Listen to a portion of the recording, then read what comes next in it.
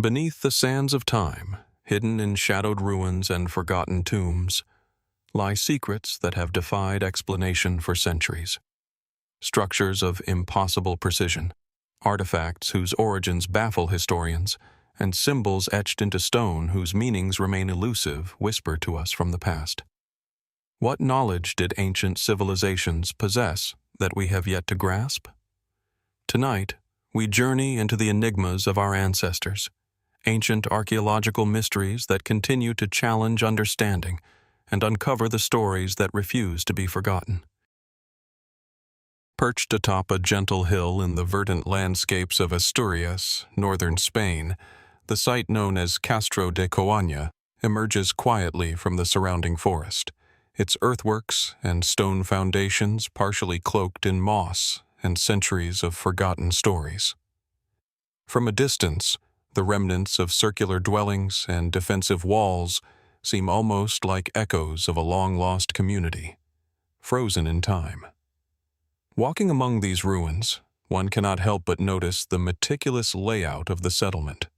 Circular homes arranged in concentric patterns, narrow passageways that guide movement, and fortifications designed with a subtle understanding of both the terrain and potential threats.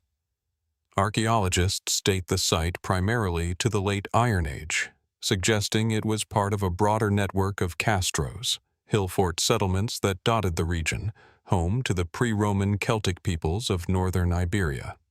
Excavations have revealed pottery fragments, iron tools, and evidence of domestic life, pointing to a community that was both self-sufficient and strategically minded. Yet, for all the tangible clues left behind, many aspects of Castro de Coaña remain tantalizingly opaque. Why was this particular hill chosen over others in the area? Some argue it was a strategic vantage point, but the subtle curves and alignments of the walls suggest that there may have been other considerations, perhaps astronomical, perhaps symbolic. The stone foundations themselves raise questions. While the circular homes are consistent with other Castro sites, certain larger, more irregular structures hint at functions we have yet to fully understand. Were they communal spaces, religious shrines, or perhaps the dwellings of individuals of elevated status? The lack of written records leaves much to speculation. And then there is the site's relationship with its natural environment. Streams, springs, and surrounding forests all seem to integrate seamlessly into the settlement's design, as if the builders were following patterns that are no longer immediately apparent to modern eyes. Could these choices have been practical, aesthetic, spiritual, or a combination of all three? Some researchers have ventured further, noting alignments that seem to correspond with solar and lunar cycles. Shadows cast by walls at certain times of year, the orientation of specific dwellings, even the placement of ceremonial stones, all suggest a sophistication that goes beyond simple defense or domestic organization. Could Castro de Coaña have served as a ritual center as much as a living space? If so, what kind of ceremonies took place here, and how did they shape the daily lives of those who called this hill home? Fringe theories occasionally emerge in discussions about the site, speculating on influences from far beyond Asturias, or proposing connections to broader Celtic or pre-Celtic networks across Europe. While these ideas remain unproven, they highlight a central truth. Castro de Coaña resists easy categorization. Its stones are silent, yet they provoke questions. Questions about the ingenuity of its builders, their worldview, and the knowledge that may have been lost when the Romans arrived, and later when centuries of change transformed the landscape around it. As the wind moves through the ruins, carrying the faint scent of earth and forest, one can almost imagine the settlement alive again. The murmur of conversation, the clang of ironwork, the rhythms of daily life intertwined with ritual and observation of the natural world. And yet, much remains unseen. What stories are embedded in the soil beneath our feet? What knowledge faded with time, leaving only stone and memory behind? Castro de Coaña endures as both a historical record and a riddle. inviting those who come to walk its paths to consider not only what we know, but also what may forever remain just out of reach. As we leave the moss-covered stones and winding pathways of Castro de Coaña, our journey moves northward to a landscape equally steeped in mystery, yet entirely different in character. Rising subtly from the low-lying hills of central Scotland, Cairnpapple Hill Fort commands a quiet dominance over the surrounding fields and forests. From a distance, the site seems modest, almost unassuming, its grassy slopes punctuated by circular earthworks and concentric rings of stones. Yet up close, the layers of human activity, some dating back more than 5,000 years, hint at a complex and enduring story, one that blends practical construction, spiritual purpose, and unanswered questions. Excavations reveal a site that has been repeatedly reshaped over millennia. The earliest phases suggest a Neolithic ceremonial center where timber and stone structures marked spaces of communal gathering and ritual. Later, during the Bronze Age, cairns and burial mounds were added, some carefully aligned with features of the surrounding landscape. The sequence of activity indicates that Cairnpapple Hill was not simply a settlement, but a place of significance, a focal point where people returned across generations to observe, commemorate, and perhaps commune with forces they understood better than we can today. One of the most striking features is the layered arrangement of the site. Circular ditches, stone circles, and ritualistic pits overlap in ways that are difficult to reconcile with conventional settlement planning. Archaeologists note that the deliberate placement of certain stones seems to interact with solar and lunar cycles, particularly during solstices. Could the builders have been tracking celestial events? Were these alignments a practical calendar, a form of ritual, or a symbolic representation of cosmic order? The answers remain tantalizingly out of reach. Artifacts recovered from Cairnpapple Hill provide tantalizing glimpses into the lives of those who used the site, yet they raise as many questions as they answer. Pottery fragments, carved stone objects, and remnants of ceremonial deposits suggest complex social and spiritual practices. But why invest so much labor into a location that offers little in the way of agricultural advantage or natural defense? Some researchers propose that the hill's significance lay entirely in its visibility and symbolism, an elevated point linking communities across miles, a place where the physical and metaphysical intersected. Intriguingly, some modern studies hint at aspects of the site that remain unexplained. The arrangement of certain pits and cairns does not correspond to any known practical use. Could these features have served as markers for rituals we no longer comprehend?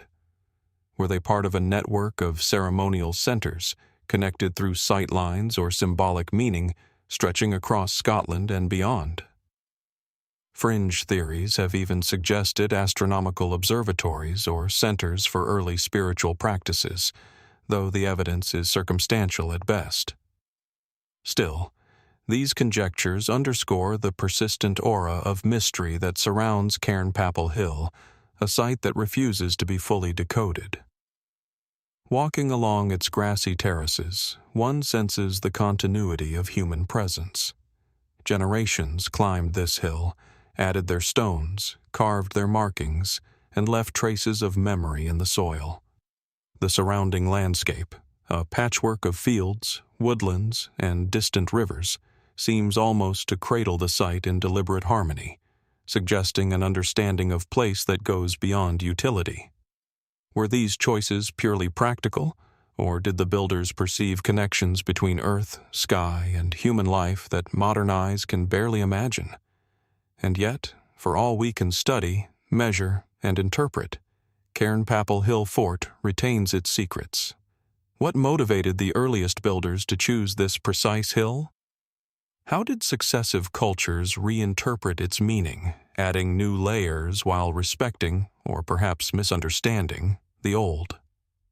Could there be stories encoded in the soil, in the alignment of stones, in subtle variations of the mounds, waiting for someone patient enough to uncover them? As the wind whispers through the grasses and the distant hills glow in the soft Scottish light, one cannot help but pause. Cairnpapple Hill is more than a collection of earthworks and stones.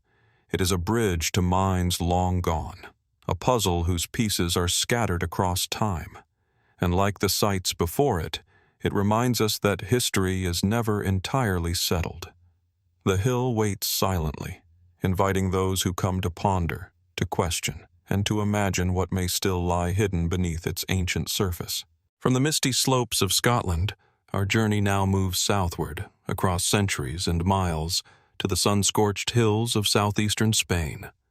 Here, atop rugged elevations overlooking the fertile valleys of Almeria, rise the remnants of the El Argar hilltop settlements, an enigmatic civilization that thrived nearly 4 millennia ago. From a distance, the ruins appear almost ghostly, sun-baked stone walls blending with the ochre landscape, their contours smoothed by wind, time, and human absence. Walking among them, the first impression is one of careful, deliberate design. Compact dwellings clustered tightly together, narrow alleyways winding between them, and fortifications that crown the hill like silent sentinels. The settlements seem to whisper of a society that balanced survival with an uncanny awareness of its environment and the forces that shaped it. Archaeological evidence traces El Argar culture to the Bronze Age, roughly 2,200 to 1,500 BCE. Excavations have revealed a society with remarkable sophistication. Multi-room homes, advanced metallurgy, and intricate pottery. Objects recovered include bronze tools, ceremonial items, and jewelry, each piece hinting at the technical skill and social organization of a people who were more complex than their stone foundations might initially suggest. Yet, for all the material evidence, many aspects of their lives remain hidden, their motivations and cultural practices only partially understood. The settlements themselves raise compelling questions. Unlike other contemporary communities, El Argar chose elevated positions with commanding views over the surrounding terrain. Was this purely defensive, a measure to protect against rival groups? Or did the location serve a broader purpose, perhaps a symbolic assertion of control, a statement of power, or a center for ceremonial activity visible across the valleys below? Some scholars suggest that hilltop placement may have also aligned with the solar cycle, pointing to a deep engagement with the natural world that went beyond mere practicality. Could these communities have been mapping the heavens as they mapped the earth? Further intrigue comes from the construction techniques evident in the ruins. Walls were often reinforced with carefully shaped stone blocks, while interiors were divided into specialized spaces, some for living, others perhaps for storage or ritual. The precision of these structures, coupled with the apparent wealth of the society, has led to speculation about the existence of a hierarchical social system, unprecedented in scale for the region at the time. Graves discovered nearby contain items of significant craftsmanship, suggesting individuals of elevated status and the emergence of an early form of social stratification. Yet the broader context of these hierarchies and the ideologies that underpinned them remains elusive. Even more mysterious are the patterns of settlement abandonment.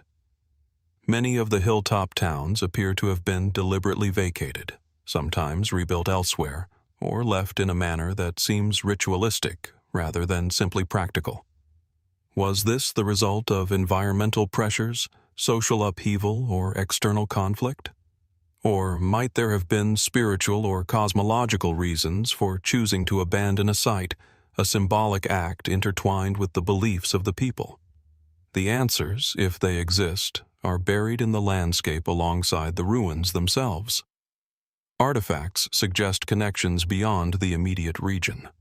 Trade in metals, particularly bronze and tin, indicates that El Argar was not isolated, but part of a wider network of interaction across Iberia and potentially beyond.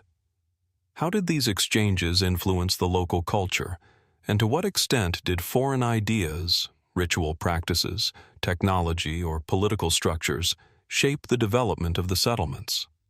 These questions point to a civilization that, while anchored to its hilltops, was engaged in a world of ideas and resources that we are only beginning to trace. Some researchers have suggested that the settlements may have served dual purposes, both practical and symbolic. The clustering of homes, the arrangement of communal spaces, and the alignment of certain structures hint at an awareness of ritual and observation, yet the details remain largely speculative. Could the settlements have been centers for governance, trade, and worship simultaneously? Were some areas reserved for ceremonies whose meaning has been lost to time, while others were the domain of everyday life?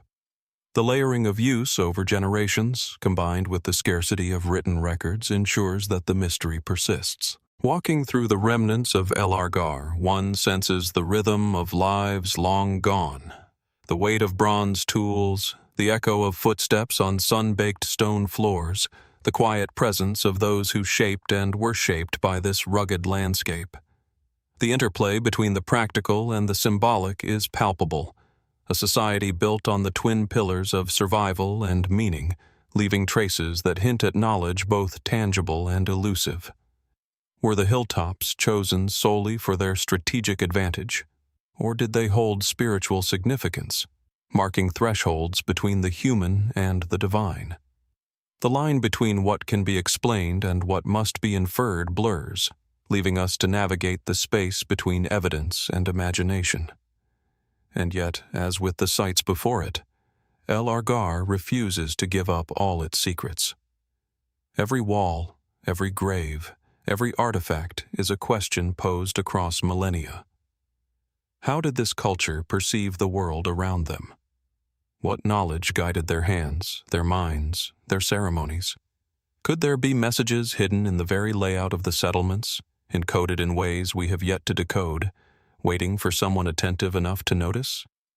As the sun dips low over the hills, casting long shadows across the ruins, the settlements stand in quiet testimony to human ingenuity, ambition, and the enduring allure of the unknown. El Argar hilltops invite us to ponder not only the lives of those who came before, but also the limits of our understanding.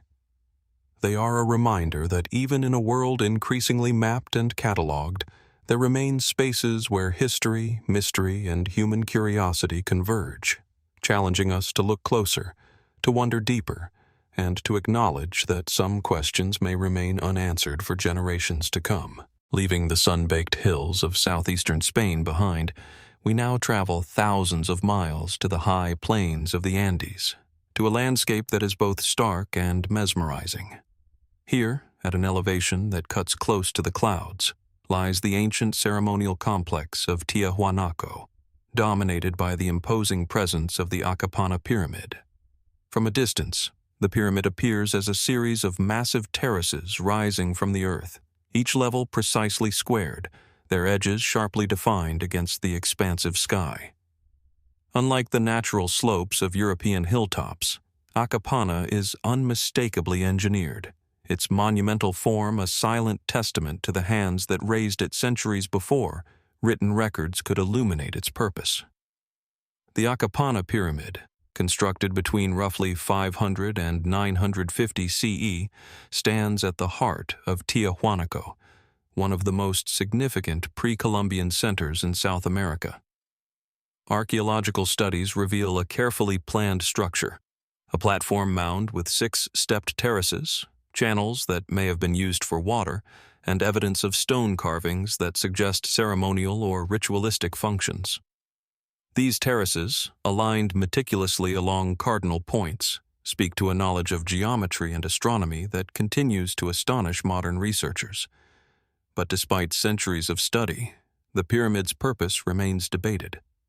Was it primarily a religious monument, a political center, or perhaps both? Walking among the ruins, the scale of construction becomes immediately evident. Each stone, often weighing several tons, was quarried, transported, and placed with a precision that challenges our understanding of ancient engineering. How did the builders achieve such accuracy without the benefit of modern tools? Some scholars suggest that ingenious methods of leverage, ropes, and simple machines could explain it, yet the sheer consistency and durability of the construction leave a lingering sense of awe. What knowledge guided their hands, and what were they trying to communicate through this monumental work? Further intrigue emerges from the pyramid's context within the broader Tiahuanaco complex. Nearby lie the enigmatic Kalasasaya platform, the Gate of the Sun, and scattered monolithic statues carved with faces and figures that seem both familiar and alien. Some stones, known as monoliths, appear to depict celestial events, mythological figures, or even maps of the surrounding landscape. How were these features integrated into the pyramid itself? Did the terraces of Akapana serve as observational platforms for tracking solstices, rainfall patterns, or other natural cycles vital to agricultural planning? Or did they embody a spiritual geography, a symbolic axis connecting Earth and cosmos in ways we are only beginning to grasp? The pyramid also invites speculation regarding water management. Excavations indicate a network of canals and channels within the terraces, some suggesting the controlled flow of water over its surface.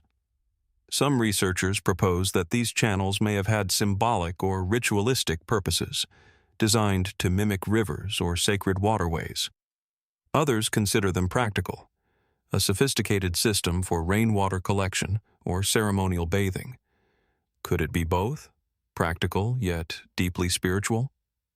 Akapana, in its very stones, seems to resist any singular explanation. Artifacts and remains found around the site add layers to the mystery. Ceramic vessels, bronze implements, and human remains suggest a culture that blended daily life with complex ritual. Burials atop or near the pyramid, often accompanied by rich offerings, point to a society that revered certain individuals, perhaps leaders or priests, whose presence atop the terraces may have symbolized authority both temporal and sacred. Yet without definitive written records, the deeper meanings of these rituals remain elusive, tantalizing us with fragments of understanding while leaving vast spaces of uncertainty. Fringe theories, though not confirmed, have flourished around Akapana. Some suggest connections to distant cultures, proposing that Tiahuanaco might reflect a repository of knowledge lost to time. Others speculate on astronomical alignments or even extraordinary engineering techniques that have no clear parallel in contemporary societies. While mainstream archaeology approaches these ideas cautiously, their persistence underscores a profound truth. Akapana, like the human imagination itself, continues to challenge the boundaries of explanation. Standing on the summit of the pyramid, the view stretches across the Altiplano, a plateau of wind-swept grasses, distant snow-capped peaks, and ancient lake beds. One senses the same interplay of human ambition and environmental mastery that characterized sites like El Argar or Cairnpapple Hill, yet elevated to a scale that feels almost cosmic.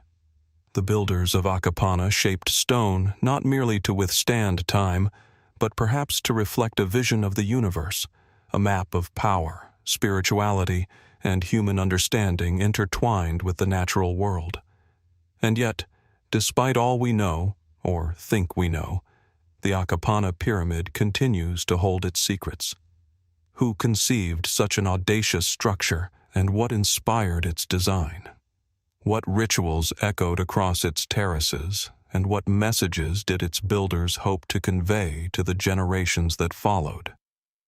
Could there be features yet undiscovered beneath layers of soil, stones, and centuries of erosion? Every terrace, channel, and carved stone is both a revelation and a question, leaving visitors to confront the limits of knowledge and the vastness of human ingenuity. As the sun dips low over the Altiplano, casting long shadows that stretch across the pyramid's terraces, it becomes clear that Akapana is more than a monument of stone. It is a puzzle suspended in time, a silent witness to lives, beliefs, and ideas that refuse to vanish completely. And, as with every ancient site we have explored, from the European hilltops of Cairnpapple and El Argar to the high plains of Tiahuanaco, it reminds us that history is rarely neat or fully decipherable. Some mysteries endure not because we lack evidence, but because they were meant to provoke reflection, wonder, and humility in those who follow. The Akapana pyramid invites us to linger, to question, and to imagine, leaving us with one enduring thought.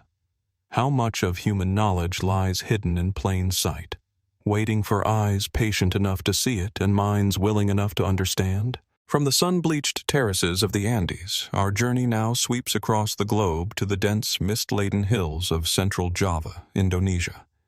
Nestled upon the slopes of Mount Lawu, surrounded by verdant forests and the distant rumble of volcanic earth, lies Candi Sukuh, an ancient temple unlike any other. Unlike the towering, symmetrical stupas and stone complexes found elsewhere in Java, Sukuh is raw, irregular, and strikingly geometric. A terraced pyramid-like structure that seems almost to grow from the hill itself. Its weathered stone carvings, partially obscured by moss and centuries of rain, immediately convey an intensity that is both intimate and unsettling. Walking through its gates, one senses the deliberate tension between human artistry and the untamed natural world. Scholars date Candi Sukuh to the late 15th century, a period when the Majapahit Empire was in decline and the archipelago was experiencing both political turmoil and spiritual transformation. Its construction appears to mark a conscious departure from conventional Javanese temple architecture, eschewing the smooth, tiered towers of classical design for broad terraces, stepped platforms, and bold, sometimes stark, iconography. The main pyramid rises in 3 distinct levels, each punctuated by carved reliefs depicting scenes of fertility, creation, and ritual. At the summit sits the temple's focal point, an altar that has inspired both reverence and speculation. Among the most compelling features are the carvings themselves. Some depict everyday life, yet many are far more symbolic. Genitalia, ritual implements, and enigmatic figures that defy simple interpretation. While scholars recognize them as part of a fertility and creation mythology, the precise meanings remain elusive. Were these representations intended for instruction, for spiritual initiation, or for rites that involved more than observation? The temple's symbolism is dense, layered with imagery that hints at cycles of life, death, and rebirth, yet resists definitive translation. What was the full scope of belief and practice that this temple embodied, and how did it resonate with the communities who built it? The very placement of Candi Sukuh adds to its mystery. Perched on a remote slope, accessible only by winding paths through dense jungle, the temple commands views of surrounding hills and valleys, yet it remains isolated. Was this location chosen purely for its natural prominence, or was there a deeper spiritual or cosmological significance? The jagged mountains, the nearby river valleys, and even the alignment of terraces may have been observed with an understanding of celestial events or natural cycles lost to time. Could the temple have functioned as both a sacred center and a marker for seasonal or astronomical events? Some researchers suggest that the pyramid's orientation and steps correspond to the movement of the sun at solstices, a feature that would tie earthly ritual to celestial order. Adding to the enigma are the artifacts and remains found at the site. Traces of ceremonial tools, offerings, and stone altars indicate that Sukuh was not merely symbolic, but actively used for ritual practices. However, the abrupt departure from mainstream Javanese religious motifs raises questions about cultural influences and local adaptation. Was Candi Sukuh a synthesis of indigenous spiritual ideas and imported Hindu-Buddhist symbolism? Or did it represent a localized form of worship, deliberately unique and divergent from the more formalized temples elsewhere in Java? These questions remain open, and each attempt at interpretation uncovers only more layers of complexity. The temple's architectural style also draws attention. The pyramid shape is unusual for the region, evoking parallels with distant structures across the globe, from Mesoamerican terraces to the Andean pyramids of Tiahuanaco. While there is no evidence of direct contact, the similarity provokes reflection. What drives human societies to conceive of monumental forms that echo one another across continents and eras? Is it purely functional, symbolic, or a combination of instinctive human geometry and spiritual expression? Sukuh seems to exist in dialogue with these universal questions, connecting human creativity across time and space without revealing its full secrets.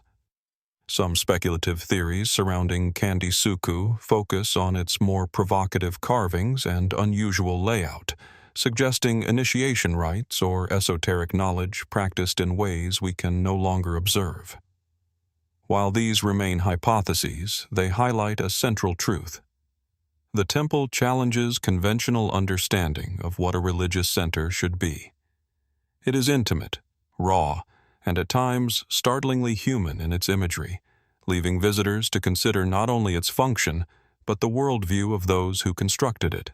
Walking among the terraces worn smooth by centuries of footsteps, one can sense the careful interaction of ritual, symbolism, and environment. The builders shaped stone in deliberate alignment with both the land and the sky, creating a space that feels simultaneously grounded and transcendent.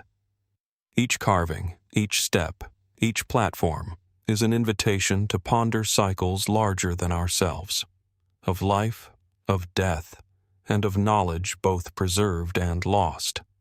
Yet, for all we see and study, Candi Sukuh holds its ultimate meaning close to its chest. Who envisioned such a bold departure from tradition, and what inspired the vivid iconography? How did this temple shape, and how was it shaped by, the lives of those who approached its terraces with reverence and purpose? Could there be hidden features, subtle alignments, or symbolic cues buried beneath the moss and soil, waiting for discovery? As the sun filters through the dense Javanese forest, casting slanted light across the pyramid's terraces, it becomes clear that Candi Sukuh is more than stone and carving. It is a convergence of artistry, ritual, and enigmatic human intention. And like the distant Akapana pyramid, the hilltop settlements of El Argar, or the ancient structures of Cairnpapple and Castro de Coaña, it stands as a reminder that the past retains its power to provoke wonder, to challenge assumptions, and to invite us into the quiet mystery of what humanity once knew and perhaps still does not fully understand. Leaving the volcanic terraces of Java, we travel across oceans and continents, arriving in the highlands of central Mexico, where the Valley of Mexico spreads beneath a sky still tinged with the smoke of ancient eruptions. Here, partially reclaimed by layers of lava and centuries of sediment, lies the enigmatic site of Cuicuilco. Dominating this ancient landscape is its most remarkable feature, the circular pyramid, a broad, gently sloping mound constructed with careful precision, rising from the earth in a near-perfect disk. Unlike the sharply angular pyramids found in later Mesoamerican civilizations, Cuicuilco's pyramid conveys an organic simplicity, yet its sheer size and circular form demand attention, hinting at a culture capable of both vision and execution on an impressive scale. Archaeological evidence places Cuicuilco's construction around 800 BCE, making it one of the earliest urban centers in central Mexico. The pyramid itself is thought to have served as a ceremonial and civic center, the heart of a city that may have housed thousands. Layers of volcanic ash from the nearby eruption of Xitle have preserved portions of the settlement, offering glimpses of clay structures, obsidian tools, and pottery fragments that testify to a society rich in daily life and ritual practice. Yet, despite these tangible remnants, much about Cuicuilco remains unresolved. How did this city function? Why was the pyramid circular, so distinct from the rectilinear forms that would dominate later Mesoamerican architecture? The circular design itself raises questions that still intrigue researchers. Some suggest the shape may have held cosmological significance, reflecting cycles of time, celestial movement, or natural patterns observed in the surrounding valley. Could the form represent a conceptual map of the cosmos, a terrestrial reflection of the heavens above? Others speculate that the shape allowed for a more communal gathering space, facilitating ceremonies in which the population of the city could participate, their rituals radiating outward from a central point. The truth may lie somewhere in between, or in dimensions we have yet to fully perceive. Cuicuilco's urban layout further compounds the mystery. Streets and structures are arranged to accommodate both residential and ceremonial life, yet the settlement seems abruptly truncated in its development. Some researchers attribute this to the volcanic eruption of Chitle, which deposited thick layers of lava across the valley and forced the inhabitants to abandon the city. But other enigmas remain. Why was Cuicuilco established precisely here, in a region susceptible to volcanic activity? Was the location chosen for practical resources, defensive advantage, or perhaps ritual significance? The juxtaposition of catastrophic vulnerability and monumental construction suggests a people who were both aware of their environment and willing to challenge its perils. Excavations of the circular pyramid have revealed a layered structure with terraces and platforms that hint at successive phases of use. The stones and earthwork show evidence of careful planning, yet many details resist clear interpretation. Were some platforms reserved for high-ranking individuals or priests? Were others intended for ritual performance or astronomical observation? Certain alignments hint at the tracking of celestial events, such as solstices, eclipses, or lunar cycles, yet the precision and intent behind these observations remain debated. Could Cuicuilco have been a center for early astronomical study, its circular form designed to mirror the cyclical nature of the cosmos itself? The artifacts and remnants found within and around the pyramid contribute further layers to the mystery. Obsidian blades and ceramic figurines point to sophisticated craft and trade networks, while offerings embedded in the pyramid's layers suggest ceremonial life rich with symbolism. Yet the meaning behind many of these items is opaque. How did the people of Cuicuilco understand the universe around them? What cosmology informed their rituals, and what messages were encoded in the pyramid's very form? The lack of written records ensures that each answer brings more questions, and the site continues to challenge our assumptions about the origins of urban civilization in Mesoamerica. Some fringe theories have arisen around the circular pyramid, speculating on lost knowledge, advanced understanding of geometry, or connections with distant cultures. While these remain speculative, they underscore the enduring allure of Cuicuilco, a site that refuses to be explained in simple terms, a monument that provokes questions about human ingenuity, adaptation, and spiritual insight. The pyramid is both concrete and enigmatic, its stones tangible yet resonant with ideas we can only infer. Standing today on the gently sloping terraces, one can imagine the rhythm of life centuries ago. Families may have walked along its platforms. Priests and leaders may have conducted ceremonies, and the city itself pulsed with commerce, ritual, and daily toil. Yet all this was layered beneath volcanic ash, slowly reclaimed by time, leaving behind a silence that both conceals and communicates. How much of Cuicuilco's story lies buried beneath lava and sediment, waiting for careful study, or perhaps lost forever? Could there be undiscovered chambers, altars, or alignments yet to be revealed, holding secrets that could reshape our understanding of early Mesoamerican civilization? The circular pyramid, with its wide terraces and unyielding form, invites reflection. It is a monument to ambition, to human understanding of both earth and sky, and to the enduring mystery of societies whose voices have been partially muffled by time. Like Candi Sukuh in Java, Akapana in the Andes, El Argar in Spain, and Cairnpapple and Castro de Coaña in Europe, Cuicuilco reminds us that human creativity is universal, yet often frustratingly opaque. Each site offers clues, yet each preserves its enigma, leaving us to ponder what ancient builders knew, and what knowledge has been irretrievably lost. As the sun sets behind the volcanic hills, casting long shadows over the circular terraces, one senses a stillness that bridges past and present. Cuicuilco is more than stone and earth. It is a question posed across centuries, and as we move through these ancient landscapes, from continent to continent, we are reminded that the mysteries of human ingenuity, ritual, and imagination are not confined to a single time or place. Some truths remain just beyond reach, waiting for eyes patient enough to see, and minds willing enough to wonder. From the volcanic highlands of central Mexico, our journey moves northward across continents to the fertile floodplains of the Black Warrior River in what is now Alabama, United States. Here, nestled amid winding rivers and dense forests, lies the vast complex of Moundville Earthworks, a monumental reminder of a culture whose sophistication is often underestimated.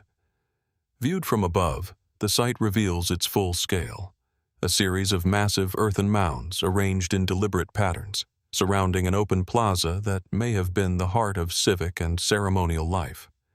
The mounds themselves rise with solemn authority, their steep sides and flat summits carefully constructed from packed earth, signaling purpose, planning, and human labor devoted over generations. Moundville thrived between roughly 1000 and 1450 CE during the height of the Mississippian culture. Archaeologists estimate that the site supported thousands of inhabitants, organized into a hierarchical society with powerful leaders and skilled artisans. Excavations reveal finely crafted pottery, copper ornaments, and ceremonial objects that suggest both aesthetic sensibility and technical expertise. Yet, for all the evidence of daily life and ritual, the deeper meaning behind the construction of the mounds remains tantalizingly elusive. Why were these massive earthworks built here, and what principles guided their arrangement across the landscape? The layout of Moundville hints at careful design, with the largest mounds aligned along cardinal directions and clustered around central plazas. This spatial organization suggests both practical and symbolic considerations. Perhaps the plazas served as marketplaces, meeting grounds, or ceremonial centers, while the mounds themselves elevated leaders or sacred spaces above the communal plane. Some scholars propose that astronomical alignments were encoded into the mounds, reflecting solstices, equinoxes, or the rising and setting of significant celestial bodies. If true, this would indicate a sophisticated awareness of the cosmos, a desire to integrate earthly and celestial order into the fabric of the city itself. Walking among the mounds, one notices subtleties that amplify their mystery. Variations in size, shape, and construction materials imply distinctions of function and status. The largest platform mounds, often positioned near the center, may have supported temples, council houses, or residences of elite leaders. Smaller mounds appear along the perimeter, possibly serving ritual or communal purposes. How did the society determine who or what belonged atop these mounds, and what ceremonies took place there? Could these earthen structures themselves have been intended as symbolic representations of power, cosmology, or social order? The artifacts recovered from Moundville deepen the enigma. Ceramic vessels, carved figurines, and intricately worked shell and copper objects suggest ceremonial practices that are only partially understood. Burial sites atop some mounds contain goods that imply status and reverence, yet the reasoning behind placement, sequence, and orientation remains speculative. What social, religious, or political messages were encoded in these arrangements? How did the builders communicate hierarchy, cosmology, or community identity through earth, labor, and material culture? Each discovery opens more avenues of inquiry than it resolves. Moundville also raises questions about the interaction between humans and their environment. Situated near rivers that provided fertile soil and abundant resources, the site demonstrates both practical planning and potential symbolic selection. Did the builders recognize some sacred or geomantic significance in the landscape? Were the rivers considered lifelines, spiritual pathways, or symbolic thresholds connecting the community to a broader natural and cosmic order? The answers remain elusive, hidden in soil and memory, echoing across centuries of human activity now long past. Some theories, both mainstream and fringe, extend Moundville's intrigue further. Certain researchers suggest alignments of mounds may have encoded astronomical observations or calendrical knowledge. Others speculate on ritualistic or initiatory practices that might have taken place atop the mounds, including ceremonies that could have involved the entire community. While definitive evidence is scarce, these possibilities underscore a persistent truth. Moundville was a place of layered meaning, simultaneously practical, political, and spiritual, resisting reduction to a single explanation. As one walks the gently sloping sides of the mounds, the scale and effort involved in their construction become apparent. Tons of earth were transported and shaped by human hands, without modern machinery, and yet the results endure, sculpted into forms that continue to convey authority and intention. The mounds are not simply physical structures. They are expressions of worldview, planning, and belief, a silent narrative carved into the land itself. What knowledge guided the builders, and how much of it remains hidden beneath centuries of sediment, vegetation, and human intervention? Even today, Moundville exerts a quiet, contemplative power. The open plazas, the raised terraces, and the strategic positioning of mounds against the river and forest hint at a society deeply attuned to both human and natural order. Yet the full story remains tantalizingly out of reach. How did the inhabitants perceive the universe, their place within it, and the ways in which social, spiritual, and environmental forces intertwined? Could there be hidden structures, undiscovered burials, or subtle alignments that we have yet to recognize, lying silently beneath the mound's enduring forms? As the sun casts long shadows across the earthen terraces, illuminating the quiet curves and angles of the mounds, one senses that Moundville is more than an archaeological site. It is a monument to human ambition, creativity, and enduring mystery. Like Cuicuilco, Candi Sukuh, Akapana, El Argar, Cairnpapple, and Castro de Coaña. Before it, Moundville reminds us that across continents and millennia, humans have constructed spaces that blend daily life, ritual, and cosmology into forms that still challenge understanding.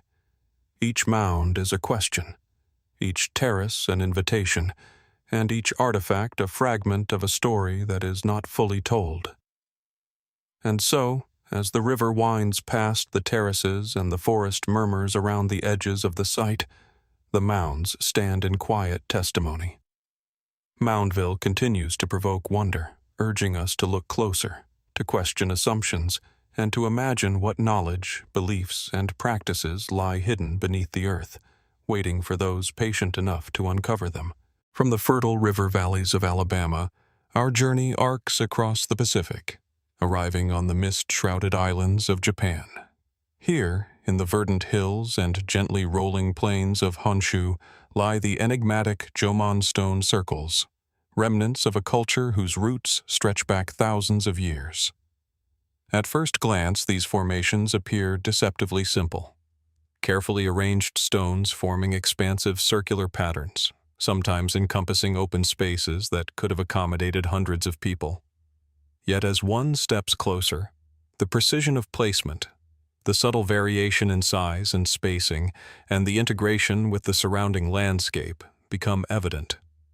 These circles are more than collections of rock. They are deliberate creations, echoes of human intention that have withstood the passage of millennia. The Jomon period, spanning roughly 14,000 to 300 BCE, represents one of the earliest sedentary cultures in the world, long predating rice cultivation or large-scale political systems in Japan. Stone circles, such as those at Oyu, Isadotai, and other sites date to around 2000 to 1500 BCE, marking a phase of remarkable social and ritual complexity. Archaeologists have uncovered pit dwellings, storage facilities, and artifacts including pottery, polished stone tools, and figurines, indicating communities that blended practical survival with elaborate ritual.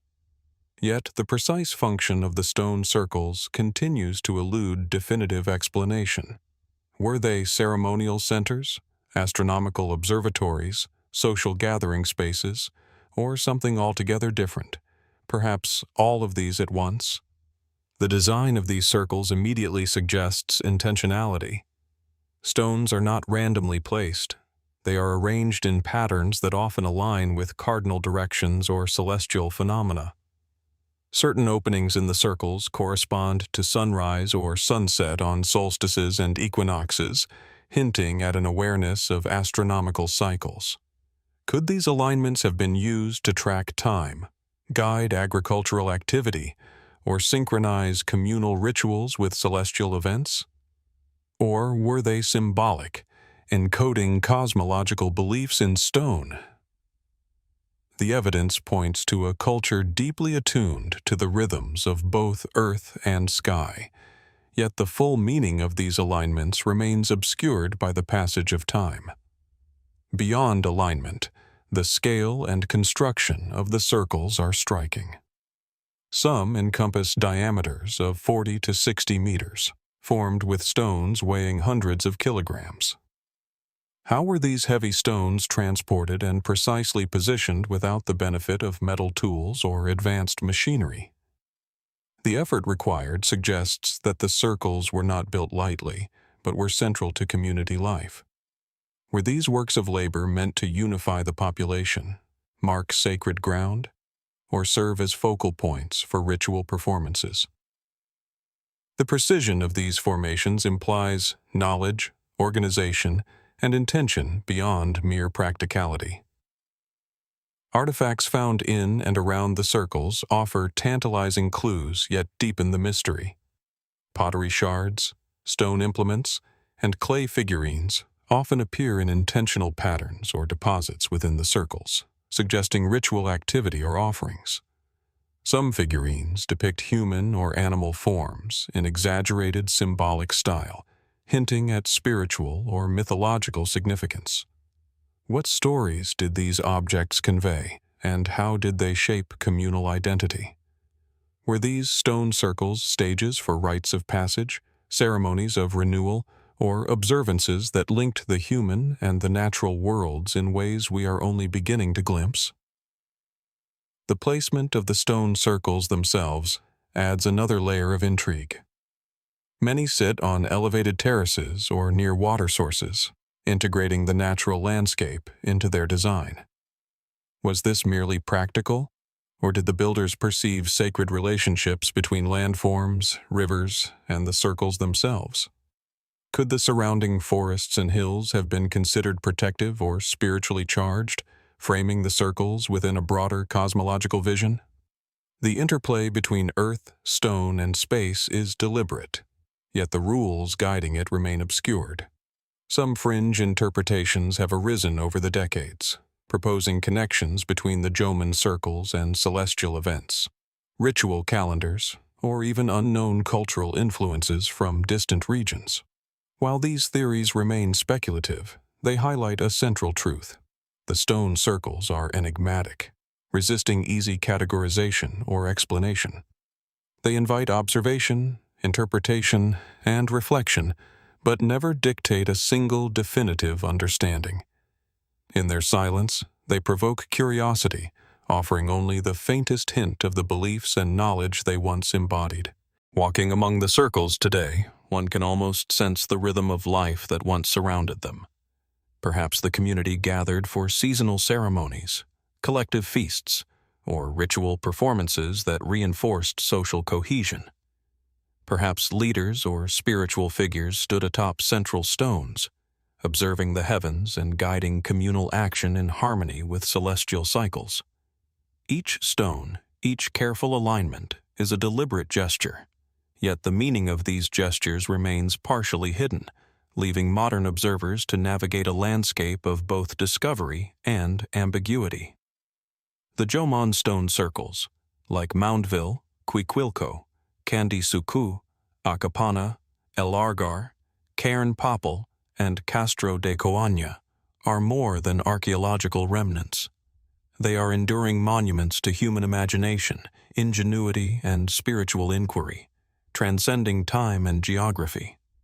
Their circular forms echo the cycles of life, of sun and moon, of birth and renewal, reminding us that human beings have long sought to understand their place in the universe through stone, earth, and deliberate design. And yet, despite centuries of study, the circles hold their deepest secrets close. What rituals played out here, and how were they remembered across generations? Could there be subtle alignments, buried offerings, or symbolic cues still undiscovered, waiting to reveal new dimensions of Jomon life? Each circle stands as a silent invitation, urging us to look closer, to think more deeply, and to acknowledge the limits of our understanding. As twilight descends on the forested hills of Honshu, casting long shadows across the carefully arranged stones, one senses that the Jomon stone circles remain alive in their mystery. They are a testament to human curiosity and creativity, an enduring question written in stone, waiting for those who are willing to listen, observe, and wonder at what may still lie hidden beneath the earth and beyond our comprehension. From the misty hills of Honshu, our journey arcs westward once again, across oceans and deserts, to the arid landscapes of the American Southwest. Here, in the broad valleys of the Sonoran Desert in what is now Arizona, rises the enigmatic site of the Casa Grande ruins. The ruins stand amid sparse desert vegetation and distant mountain ranges, their massive walls of sun-baked clay rising abruptly from the flat terrain, evoking both awe and mystery. The centerpiece, the Great House, towers several stories high, its thick walls punctuated by small apertures and voids, a testament to human ingenuity adapted to one of the harshest environments on Earth. Walking among these ruins, one senses a deliberate purpose in every angle, every construction choice, a society that shaped its buildings with both utility and vision in mind. The Hohokam people, who inhabited this region between approximately 100 CE and 1450 CE, are credited with the creation of Casa Grande. Archaeologists have documented a sophisticated society capable of large-scale irrigation, trade networks, and remarkable architectural feats. The Great House itself, along with surrounding smaller structures, served as both a communal center and perhaps a ceremonial hub. Yet, despite centuries of study, its full function remains unresolved. Was it primarily administrative, a residential complex, a religious site, or some combination of all three? The ambiguity of purpose contributes to the enduring fascination of the site. The construction techniques of Casa Grande are striking. Builders shaped and stacked caliche, a hard desert clay, to create walls several feet thick, capable of withstanding intense summer heat, cold winter nights, and centuries of erosion. The structure rises over 4 stories in places, with internal rooms, platforms, and openings that suggest careful planning. How did the Hohokam organize labor for such a monumental project without metal tools or draft animals? What knowledge guided the placement of each room, corridor, and aperture, particularly in a climate that demanded both protection and ventilation? The Great House is not merely a shelter, It is a complex statement of knowledge, ingenuity, and social coordination. Beyond construction, the site's design raises further questions. The Great House is surrounded by smaller residential compounds and ceremonial spaces, arranged in a pattern that suggests intentional spatial relationships. Could the layout have encoded social hierarchy, spiritual significance, or astronomical knowledge? Some researchers propose that specific apertures align with solstices or key solar events, indicating an awareness of celestial cycles similar to other ancient civilizations worldwide. Were these alignments functional, symbolic, or both? The evidence is tantalizing, yet far from conclusive, leaving room for contemplation and speculation. Artifacts recovered from Casa Grande provide further insight yet deepen the mystery. Pottery, stone tools, and evidence of food storage indicate daily life and subsistence, while ceremonial objects hint at spiritual or ritual practices. Some excavated items suggest trade and communication with distant communities, revealing a culture that was both rooted in its immediate environment and engaged with broader networks. Yet the precise meaning of these objects within the larger context of the Great House is unknown. How did ritual, governance, and daily life intertwine in this desert society? How much of the site's original function has been obscured by time, erosion, and human absence? The desert setting itself adds a layer of intrigue. Casa Grande occupies a broad floodplain, crossed by rivers that could have supported agriculture but also posed unpredictable threats. Was the location chosen primarily for access to water, for defensive advantage, or for spiritual reasons we no longer perceive? Did the Hohokam view the surrounding landscape as sacred, integrating the rhythms of the desert, the sun, the rivers, the mountains, into the very planning of their monumental architecture? The questions linger as the ruins stand silent, offering only fragmentary clues. Some fringe interpretations have emerged over time, speculating on advanced knowledge of engineering, astronomy, or even lost cultural traditions. While mainstream archaeology approaches such claims with caution, they underscore an enduring truth.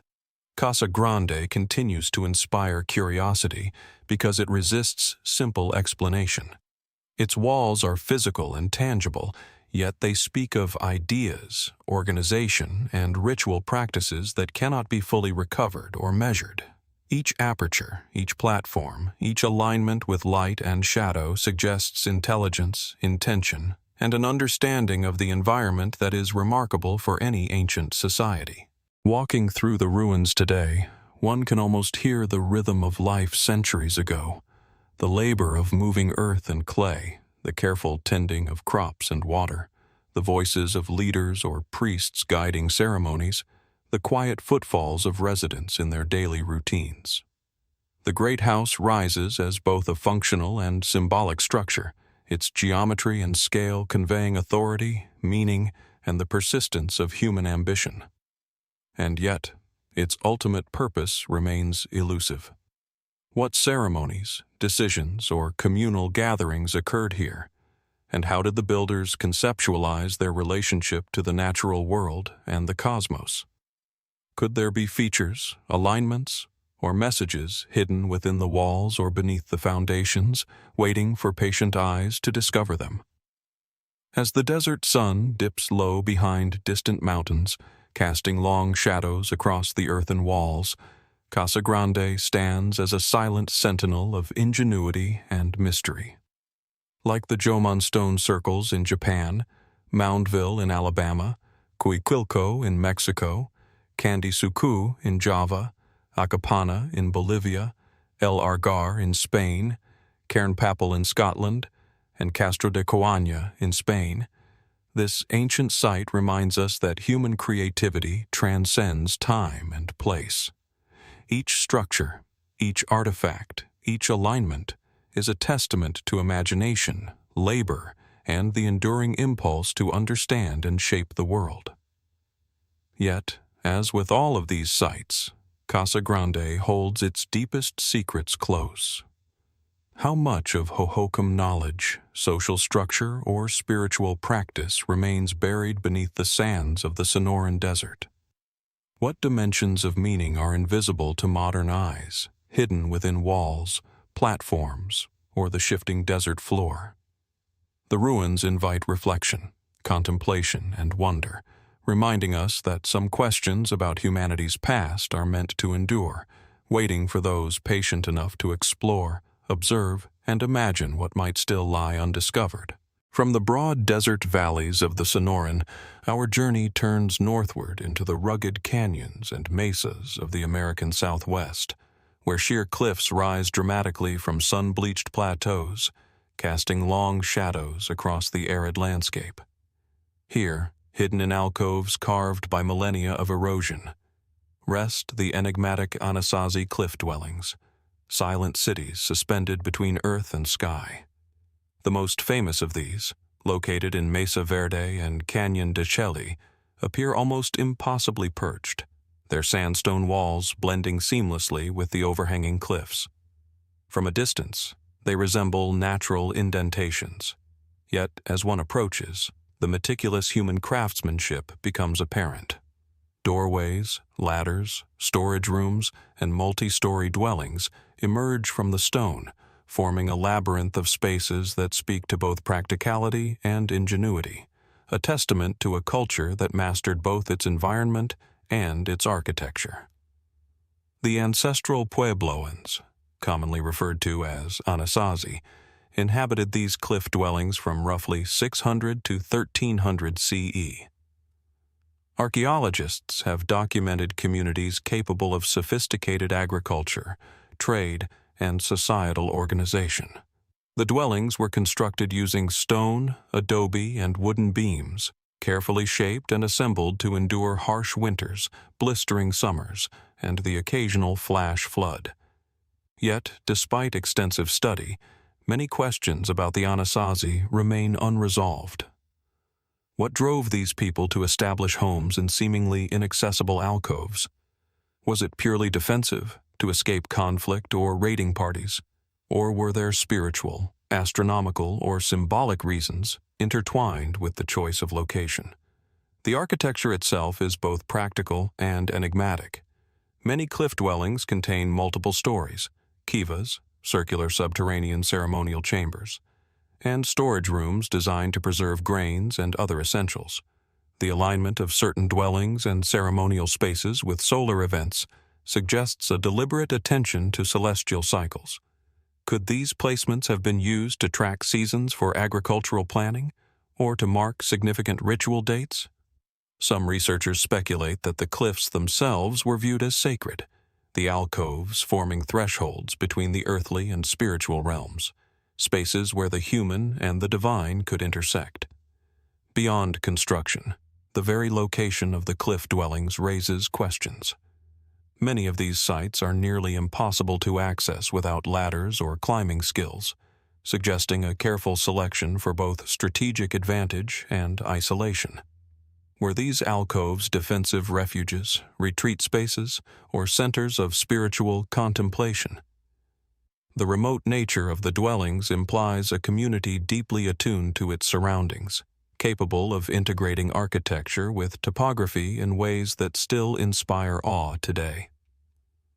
How did the Anasazi perceive these cliff walls, not merely as protective shelters, but as integral elements of their cultural and spiritual identity? Artifacts recovered from the dwellings provide tantalizing, yet incomplete clues. Pottery, stone tools, woven baskets, and intricately crafted ornaments hint at daily life, artistic sensibility, and sophisticated trade networks. Some ceremonial items, discovered in kivas and hidden niches, suggest spiritual practices intimately tied to the cycles of nature. Yet, without written records, interpretation is necessarily speculative. How did these objects relate to social hierarchy, religious belief, or community cohesion? Were some spaces and artifacts reserved for elites, shamans, or spiritual initiates, while others served communal purposes? Each discovery illuminates the culture while simultaneously deepening the mystery of its rituals and societal organization. The cliff dwellings also provoke questions about the eventual fate of the ancestral Puebloans. By the late 1200s, many sites were abandoned, with populations moving to other regions or consolidating in larger settlements. What factors prompted these departures? Environmental stress, prolonged droughts, social upheaval, or internal conflict are all considered, yet definitive evidence is elusive. Could the choice of remote cliff dwellings have been an adaptive strategy that ultimately proved unsustainable? Or were the abandoned sites left intentionally, perhaps as part of ritual practice, a deliberate act of severing ties with a sacred landscape? These unanswered questions linger in the empty alcoves, where the wind echoes across centuries of human presence and absence. Even the organization of space within the dwellings suggests deliberate cosmological thought. Circular kivas often occupy central locations, surrounded by living quarters and storage areas. Could the circular form symbolize cycles of time, life, or celestial movement? Were these spaces centers of ritual knowledge, where spiritual leaders communicated teachings through ceremony and architecture? Some archaeologists have noted alignments of windows or doors with sunrise or sunset on solstices, suggesting sophisticated observation of solar patterns. If so, what knowledge was encoded in the architecture, and what messages were intended for the community? Speculative interpretations extend further. Some researchers have proposed that the cliff dwellings served as teaching centers, astronomical observatories, or initiatory sites for complex spiritual rites. Others suggest that the dwellings were deliberately designed to harmonize with sound, light, and shadow, producing effects that enhanced ritual performance or reinforced communal memory. While direct evidence is limited, the careful placement of stone, the integration of natural alcoves, and the architectural ingenuity of these sites suggest that function and symbolism were inseparable in Anasazi thought. Walking through the cliff dwellings today, one feels a profound sense of both ingenuity and mystery. The ladders and narrow corridors evoke the daily routines of a people who lived in harmony with extreme conditions, while the elevated positions suggest vigilance, foresight, and an understanding of landscape that borders on instinctual genius. Yet, for all their sophistication, these dwellings leave questions unanswered. What ceremonies took place within the kivas? How did the Anasazi perceive their place in the cosmos? Could hidden chambers, unexcavated niches, or subtle alignments with celestial bodies remain undiscovered, waiting to reveal aspects of this society's knowledge that have been lost to time? The cliff dwellings stand as monuments to human resilience, creativity, and adaptation. They echo with the lives, rituals, and ambitions of a people who shaped stone to meet both practical and spiritual needs. And yet, their isolation, precision, and deliberate construction convey a sense of deliberate enigma, a reminder that human societies are capable of leaving behind structures whose full significance may remain unknowable. As sunlight filters into the alcoves, illuminating the worn steps and carefully placed stones, the dwellings cast long shadows across centuries of silence. The Anasazi cliff dwellings, like Casa Grande, Jomon stone circles, Moundville, Cuicuilco, Candi Sukuh, Akapana, Argar, Cairnpapple, and Castro de Coaña before them, remind us that human ingenuity transcends geography and time. Each site challenges our understanding, inviting us to wonder, reflect, and acknowledge the vastness of what remains hidden.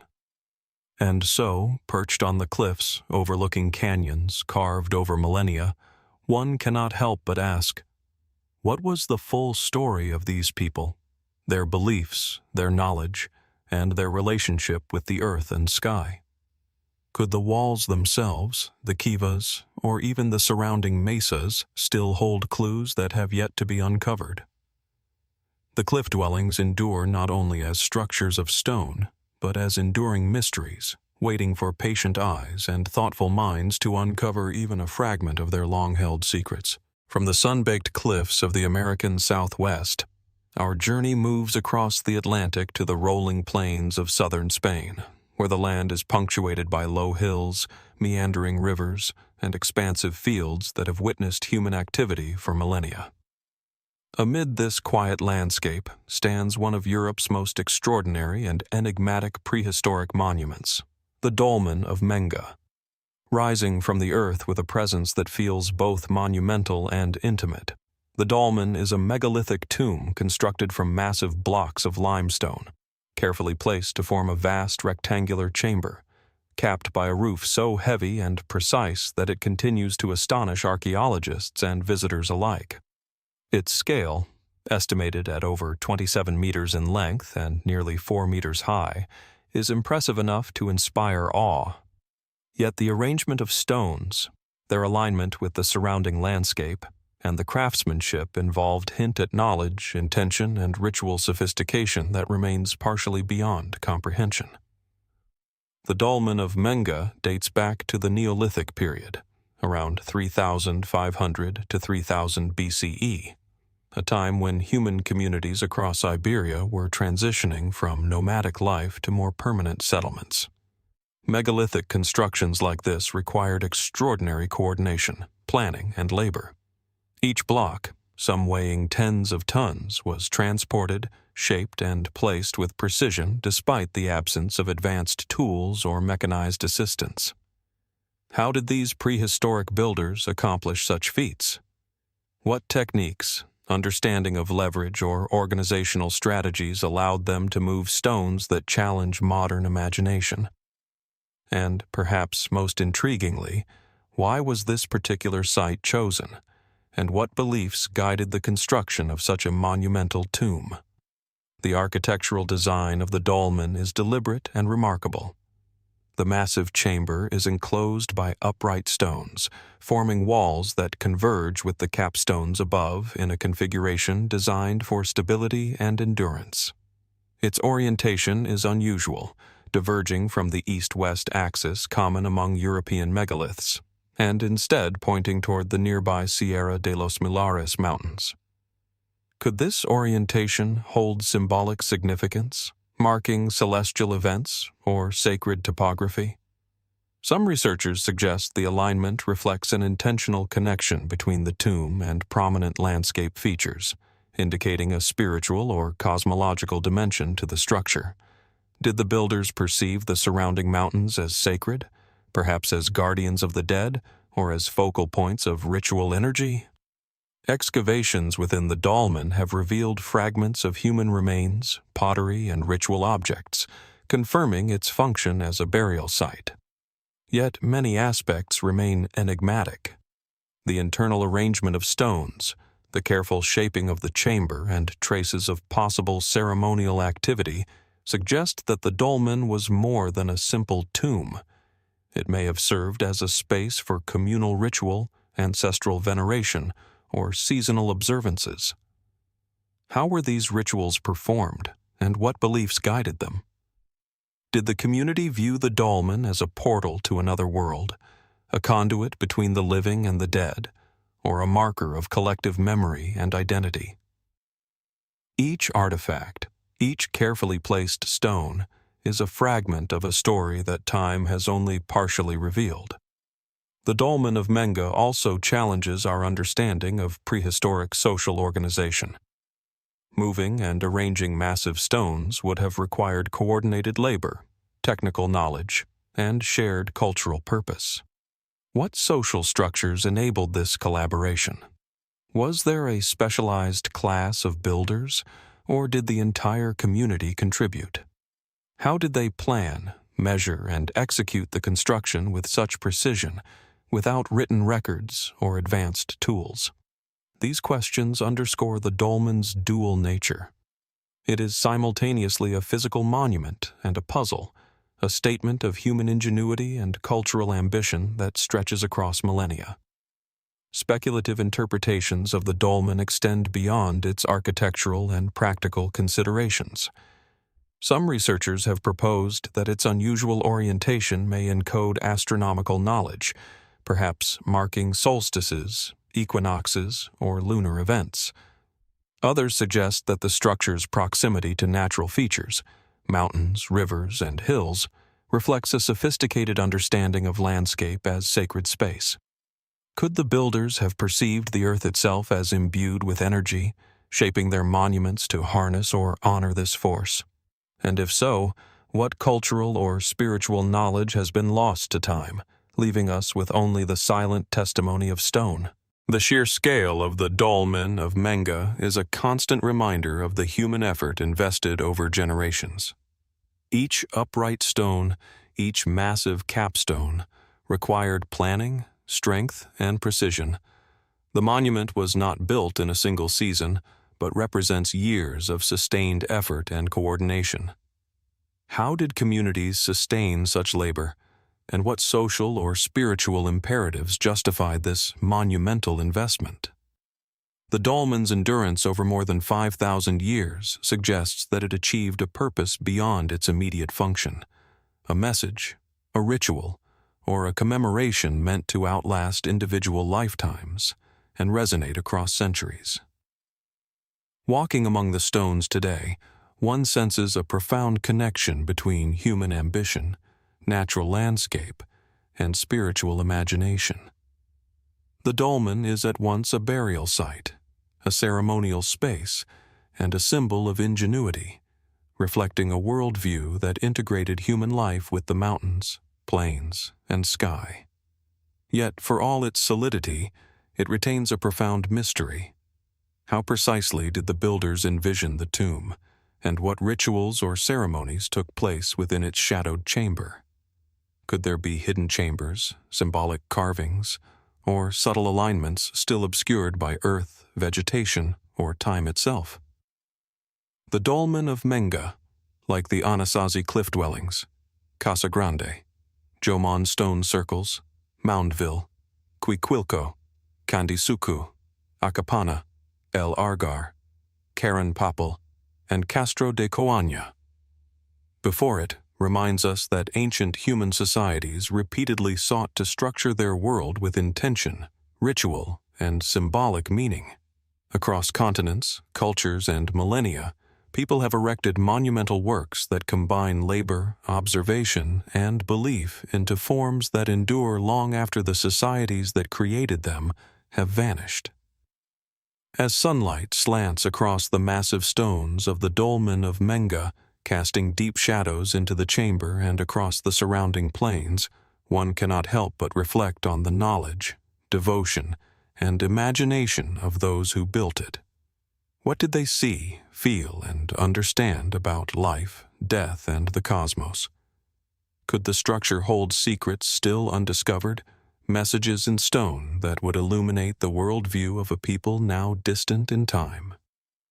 The dolmen stands as both a monument and a question, an enduring mystery carved from limestone, inviting the patient observer to ponder, imagine, and wonder at the depths of human ingenuity and the enigmas left behind. From the sun-baked plains of southern Spain, our journey stretches thousands of miles across the Pacific, to the turquoise waters and verdant volcanic slopes of Raiatea in the Society Islands, French Polynesia. Here, at the heart of this lush island, lies Marae Taputapuatea, a sacred ceremonial complex that has long served as the spiritual and cultural epicenter of eastern Polynesia.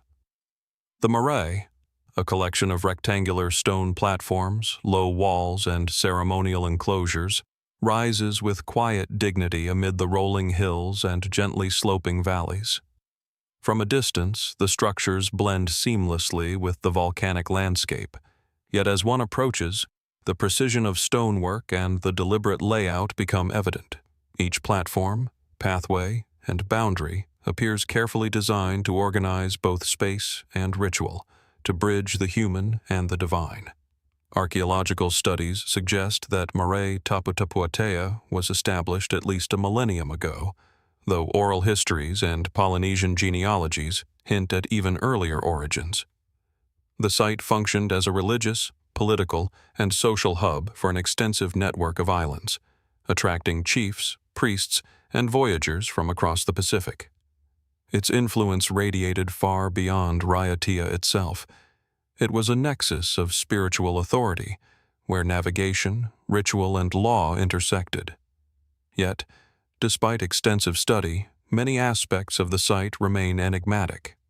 How did the builders determine its precise location, the dimensions of its platforms, or the orientation of its ceremonial spaces? What knowledge guided the construction, and what aspects of Polynesian cosmology were embedded in the stone and earth? The layout of Marae Taputapuatea is deliberate and evocative. Long rectangular platforms, often bordered by stone walls, create a series of open ceremonial spaces. Pathways connecting different marae within the complex suggest processional routes where priests and chiefs may have conducted ritual journeys. Certain alignments appear oriented toward significant stars, mountain peaks, or ocean horizons, hinting at a sophisticated understanding of navigation, celestial observation, and ritual symbolism. Could these alignments have served as markers for inter-island voyaging, calendars for ceremonial events, or even encoded ancestral knowledge? The Marae's architecture speaks of human intention, yet the full meaning of its design remains tantalizingly out of reach. Artifacts and remnants associated with Marae Taputapuatea provide glimpses into the lives and beliefs of its builders. Stone altars, carved figurines, and ceremonial implements suggest that the site was a focal point for offerings, spiritual guidance, and complex rituals. Oral traditions recount the roles of priests and navigators, whose authority extended across the islands and whose ceremonies maintained social and cosmic order. Yet much remains uncertain. How were these objects used within the context of ceremonies? What rituals occurred on these platforms, and how were these practices transmitted across generations? The absence of written records leaves space for speculation, interpretation, and profound wonder. The location of Marae Taputapuatea itself suggests layers of symbolic meaning. Nestled between volcanic slopes and overlooking the ocean, the site occupies a threshold between land, sea, and sky. Was this placement purely practical, providing shelter, resources, and visibility, or did it reflect spiritual principles, emphasizing harmony with the natural and cosmic worlds? Many scholars suggest that Polynesian builders viewed the environment as sacred, with landforms, horizons, and celestial markers integral to ritual practice. Could the very stones of the marae have been positioned to resonate with the forces of nature, creating spaces where human, ancestral, and divine realms intersect? Marae Taputapuatea also exemplifies the sophistication of Polynesian social and political organization. Constructing and maintaining these ceremonial spaces would have required coordination, knowledge of stonework, and collective effort over generations. What social structures enabled this sustained labor? How was knowledge of ritual, astronomy, and navigation preserved and transmitted? The scale and precision of the site reflect both practical engineering and a shared vision, suggesting that the marae functioned not only as a religious center but also as a hub for governance, education, and cultural cohesion. Speculative interpretations extend the site's mystery further. Some researchers propose that the marae served as a training ground for elite navigators, where knowledge of stars, tides, and currents was passed alongside ritual and spiritual guidance.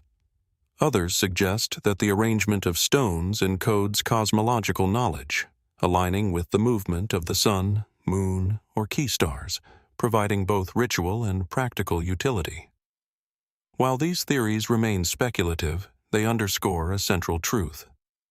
Marae Taputapuatea resists simplistic explanation, offering layers of meaning that intertwine the physical, social, and spiritual dimensions of Polynesian life. Walking among the stone platforms today, one senses the resonance of centuries of ceremony. Perhaps chiefs and priests conducted processions along the pathways, invoking ancestral guidance. Perhaps voyagers consulted the stars and sea from these ceremonial grounds before departing on perilous journeys across the vast Pacific. Each stone, each carefully aligned platform, is a fragment of a story that has survived in part through memory, ritual, and oral tradition, yet remains partly obscured by the passage of time. What knowledge, wisdom, or spiritual insight might still be hidden in the layout of the marae, in its alignments, or in the collective memory of the islands? The cultural and spiritual significance of Marae Taputapuatea endures, not only for archaeologists and historians, but for the Polynesian peoples who continue to honor and maintain the site. It is a living monument connecting past and present, humans and the divine, earth and sky. Its stone platforms, pathways, and ceremonial enclosures testify to a civilization capable of sophisticated planning, intricate knowledge of environment and cosmology, and profound spiritual expression. Yet, as with many of the ancient sites we have explored, Dolmen of Menga, Anasazi cliff dwellings, Casa Grande, Jomon stone circles, Moundville, Cuicuilco, Candi Sukuh, Akapana, Argar, Cairnpapple, and Castro de Coaña. The full depth of meaning remains elusive.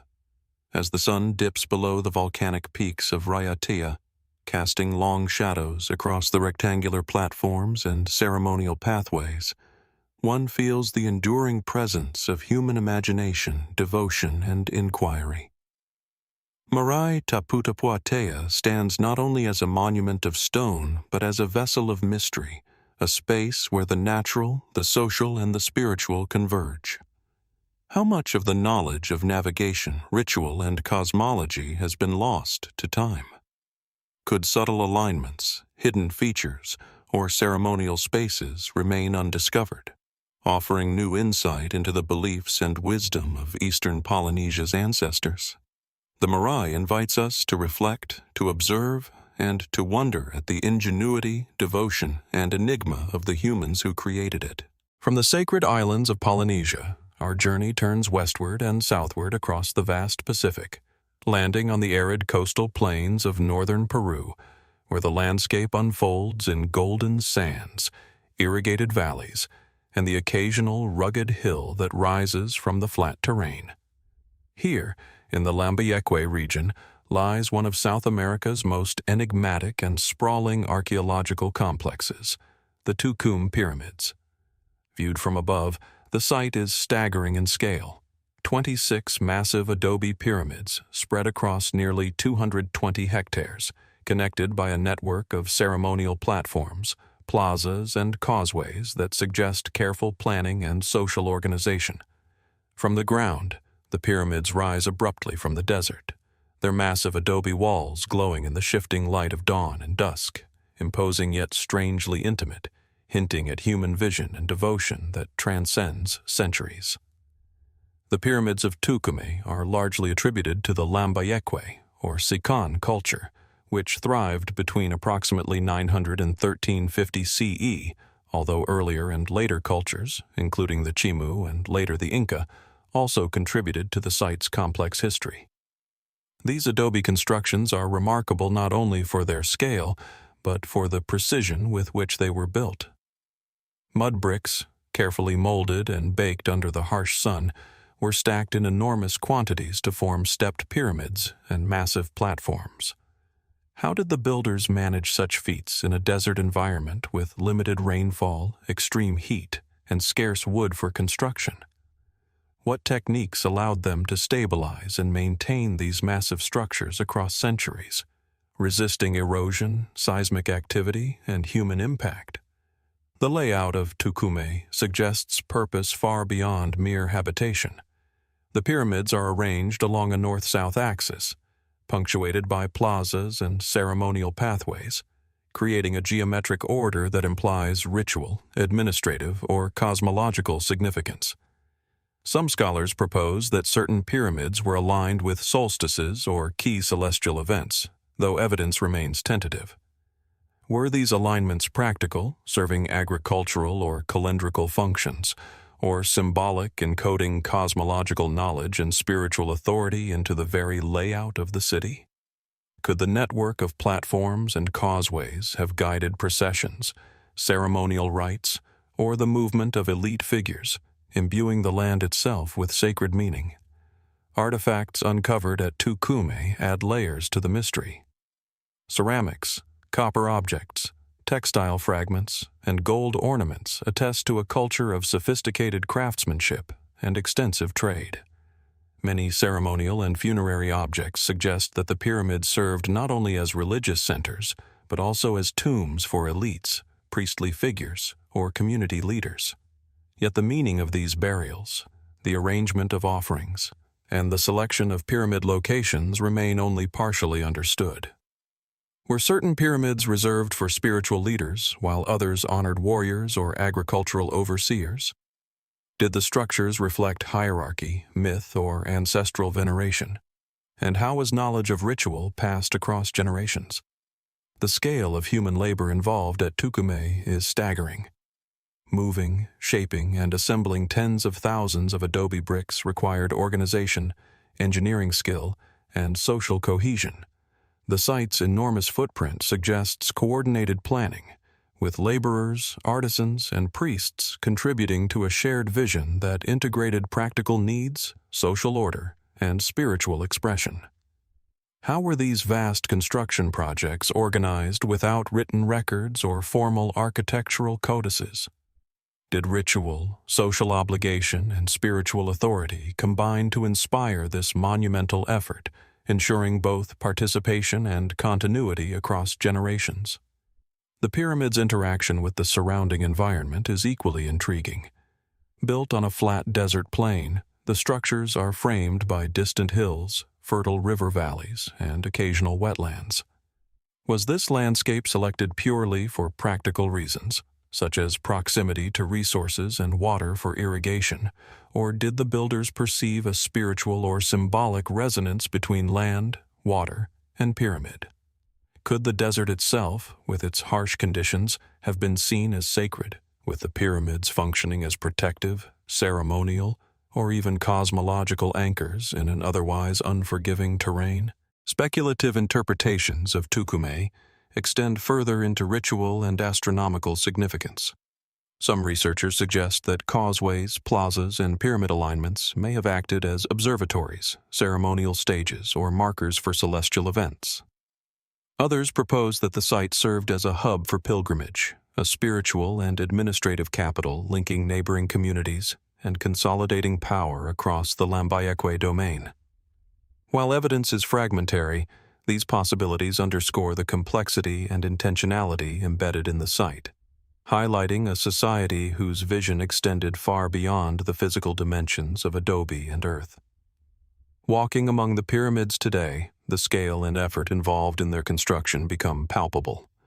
One can imagine the sound of mud bricks being molded and stacked, the coordinated work of laborers guided by architects or spiritual leaders, the rhythmic processions along the causeways, and the communal rituals performed in plazas and atop platforms. The desert sun casts long shadows across the stepped walls, emphasizing both solidity and precision. Yet, despite these tangible details, the full meaning of the site remains elusive. What rituals, teachings, or ceremonies were enacted here, and how were they experienced by the community? Could there be hidden chambers, subtle alignments, or lost artifacts still buried beneath sand and soil, offering new insight into this sophisticated culture?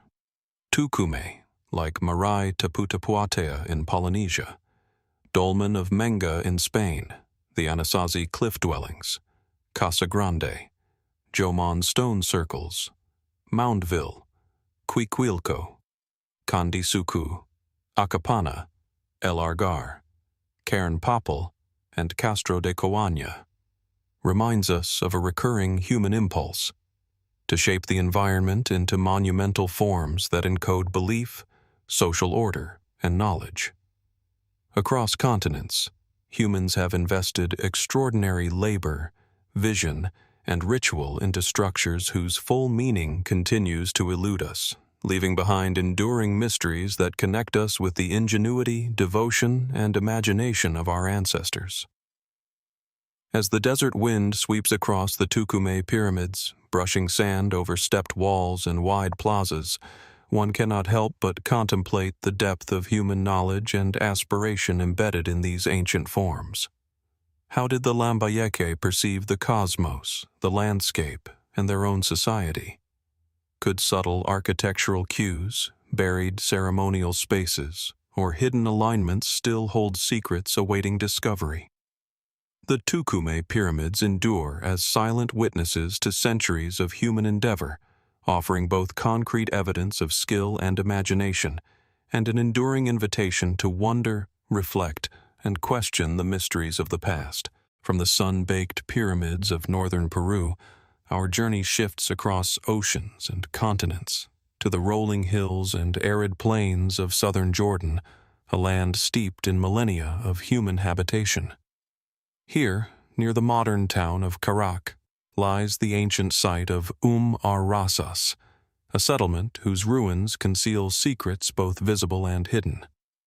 At first glance, the site presents the remains of stone walls, scattered foundations, and traces of monumental churches, testament to a community that flourished during the Byzantine and early Islamic periods. Yet beneath the sunlit surface lies an extensive network of underground structures, including passageways, chambers, cisterns, and possible burial complexes, forming a subterranean world that has captivated archaeologists and travelers alike for decades. Walking among the ruins, one senses the deliberate placement of stone, the careful shaping of passageways, and the quiet ingenuity of a people who sought to shape both visible and hidden spaces in service of survival, ritual, and identity. Ar-Rasas was inhabited primarily between the 3rd and 9th centuries CE, a time when the region witnessed complex cultural and political shifts. The city lay along key trade and pilgrimage routes, linking Mediterranean, Levantine, and Arabian networks. Its surface architecture, churches, civic buildings, and fortified walls reveals a society deeply engaged with regional politics, commerce, and spiritual life. Yet it is the underground structures that remain particularly enigmatic. How were these subterranean spaces designed and constructed with precision in a landscape of soft limestone and sandstone, prone to erosion and collapse? What knowledge of engineering, water management, and communal coordination allowed builders to carve extensive networks beneath the earth without modern tools or formal architectural documentation? The underground structures themselves are astonishing in scale and purpose. Some chambers are vast, with ceilings supported by precisely cut stone columns. Others are narrow passageways, winding deep into the hill, connected by staircases hewn directly into rock. Many are associated with water management, including cisterns designed to capture and store scarce rainfall, reflecting a sophisticated understanding of hydrology in an arid environment. Yet other chambers are less easily explained. Could certain spaces have served ritual or ceremonial purposes, places for meditation, burial, or secret gatherings?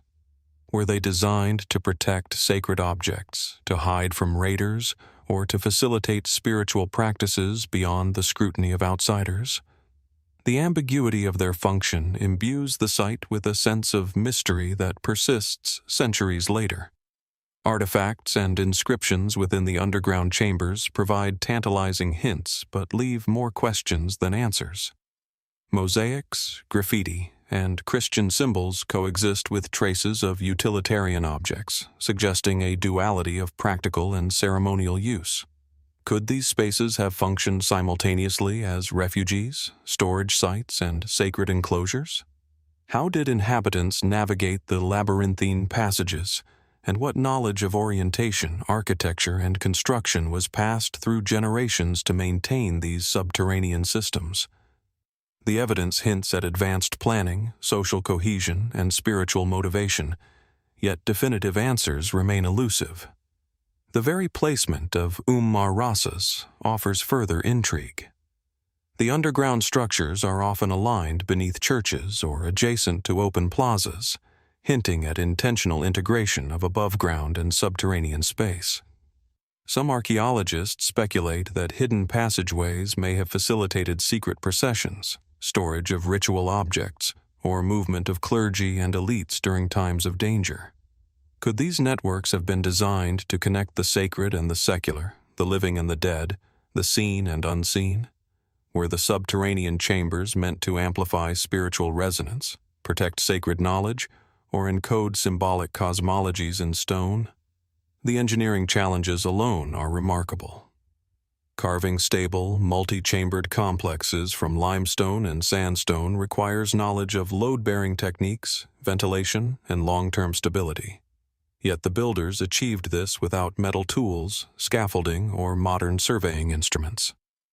What techniques and planning allowed such precision? How did they preserve structural integrity while maximizing the functional and possibly symbolic potential of the spaces? The underground structures are both practical and enigmatic, blending utility, ingenuity, and ritual in ways that continue to challenge modern understanding. Speculative interpretations extend the site's intrigue. Some scholars propose that certain chambers were used for initiatory rituals, astronomical observation, or even alchemical practices. Others suggest that secret passageways functioned as early warning systems or refuge networks during periods of conflict. While these ideas cannot be confirmed definitively, they underscore a critical truth. The underground structures of ar-Rasas reflect a society capable of abstract thought, complex organization, and integration of social, spiritual, and practical concerns. Each chamber, corridor, and cistern is both a testament to human ingenuity and a prompt for questions that endure. Walking through these subterranean spaces today, one is struck by the contrast between the warm sunlight above and the cool shadows below, the interplay of light and stone, the sense of history layered in every wall and corridor. The passageways evoke the rhythm of daily life, the careful management of water, the whispers of rituals, and the protective presence of a community navigating both environmental and social challenges. Yet, for all their tangible presence, these underground structures guard their deepest secrets. What ceremonies unfolded in these hidden chambers? Were some passages deliberately sealed or forgotten, preserving knowledge for a select few?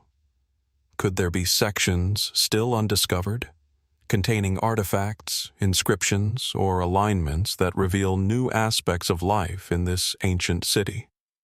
Ar-Rasas, like the Túcume Pyramids, Marae Taputapuatea, Dolmen of Menga, Anasazi cliff dwellings, Casa Grande, Jomon stone circles, Moundville, Cuicuilco, Candi Sukuh, Akapana, Argar, Cairnpapple, and Castro de Coaña reminds us of the enduring human impulse to shape the environment in ways that are both functional and symbolic, practical and mystical.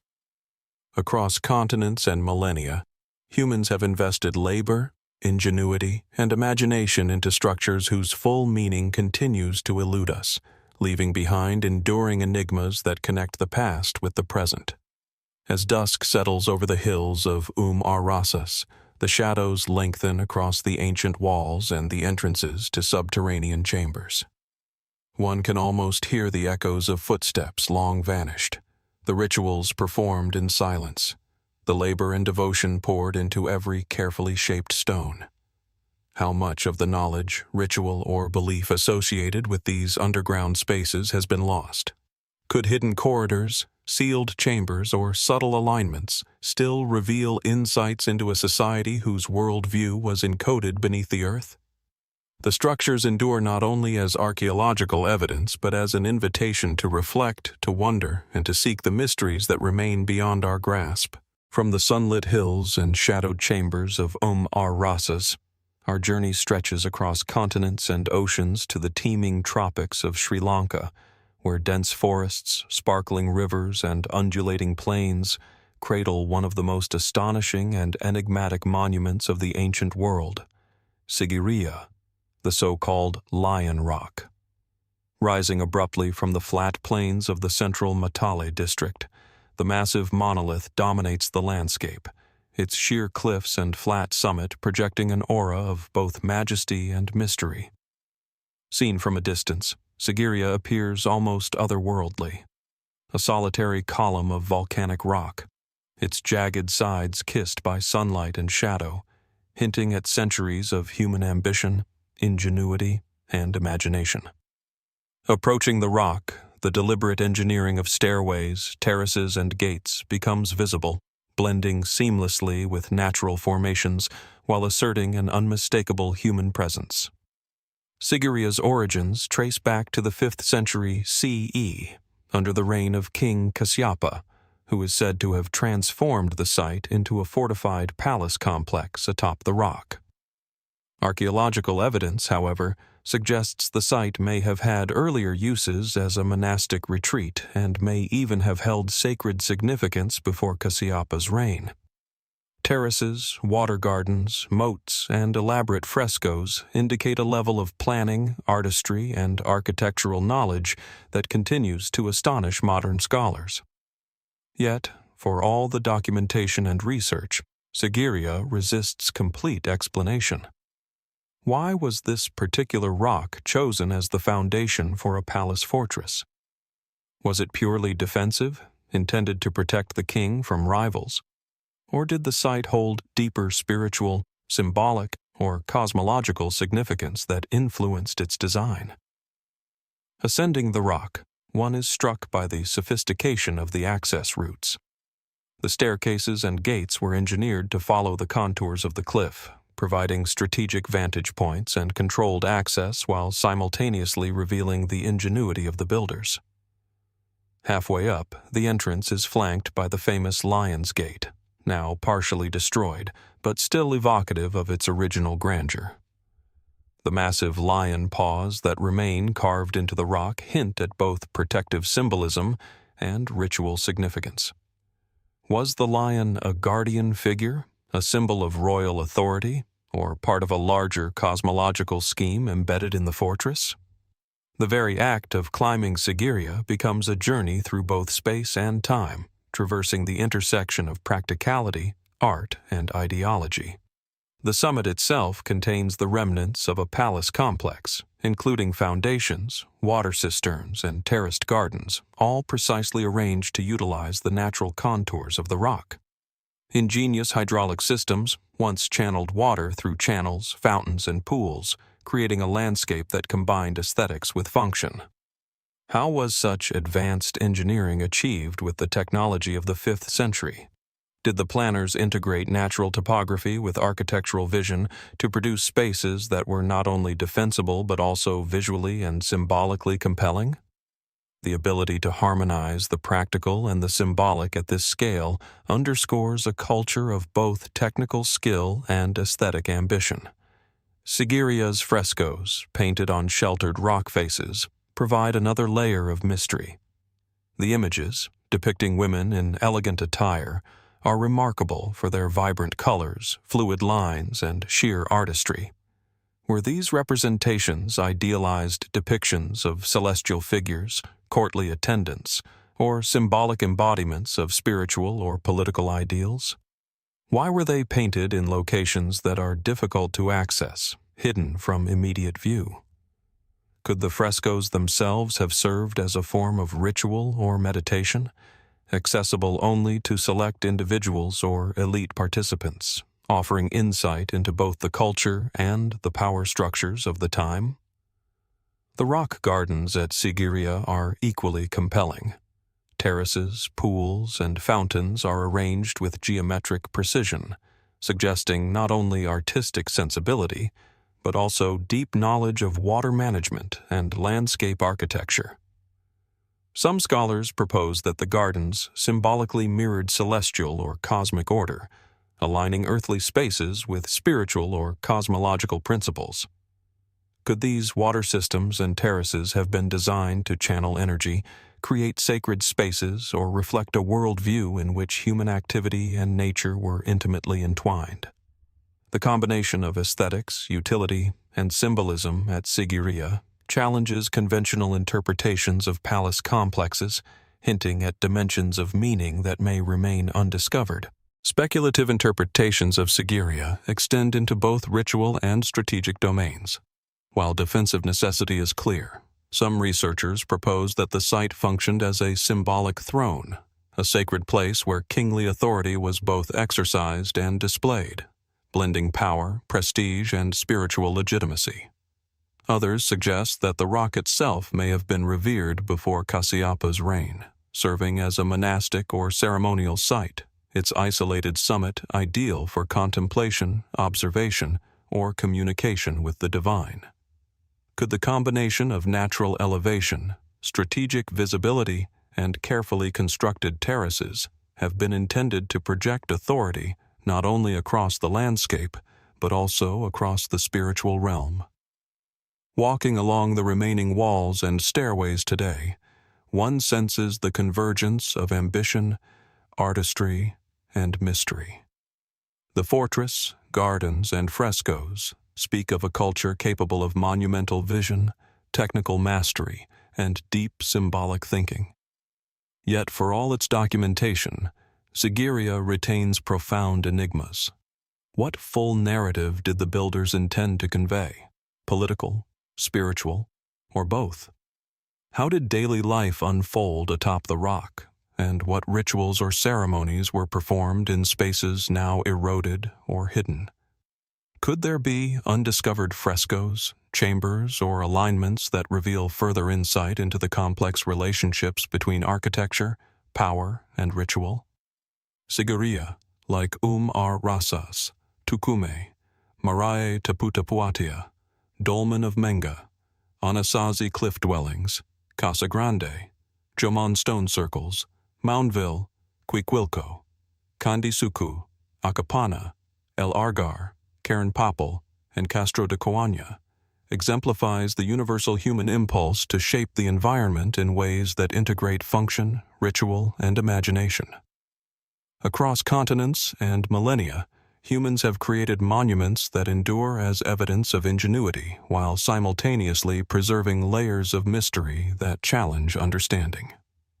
Each site embodies both what is known and what remains tantalizingly unknown, inviting reflection on human ambition, perception, and the desire to leave a mark upon the world.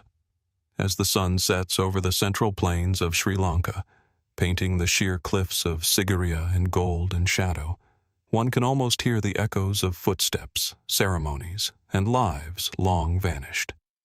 The fortress endures as both a physical monument and a conceptual puzzle, a space where architecture, landscape, power, and symbolism converge. What remains hidden within its terraces, stairways, or frescoed walls? Could unexcavated chambers or subtle alignments reveal further secrets of the society that dared to build a palace atop a solitary rock?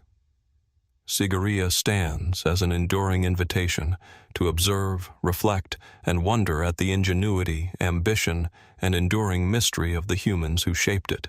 From the towering heights of Sigiriya in Sri Lanka, our journey now sweeps across the globe and across centuries to the arid highlands of central Mexico, where the windswept plains of Zacatecas conceal a sprawling and enigmatic archaeological site, La Quemada Citadel.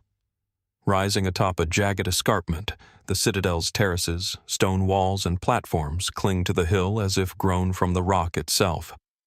Seen from a distance, La Quemada appears at once fragile and imposing, a labyrinthine complex of stairways, plazas, and fortifications worn by centuries of sun, wind, and rain, yet still exuding a silent authority.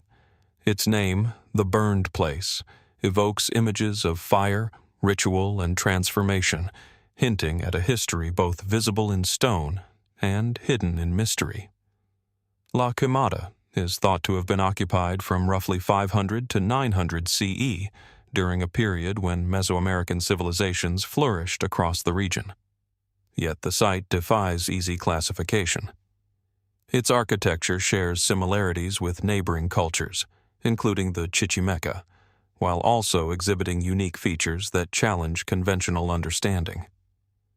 Massive stone platforms, defensive walls, and elevated terraces suggest a combination of civic, ceremonial, and military purposes. But what precisely did this site represent? Was it a fortified city, a sacred ceremonial center, or a hybrid of both?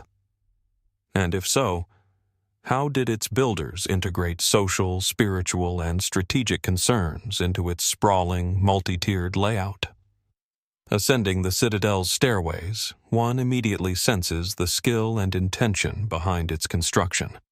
Steep terraces rise from the base of the hill, connected by carefully cut stone steps and platforms that guide movement while asserting hierarchical and spatial control.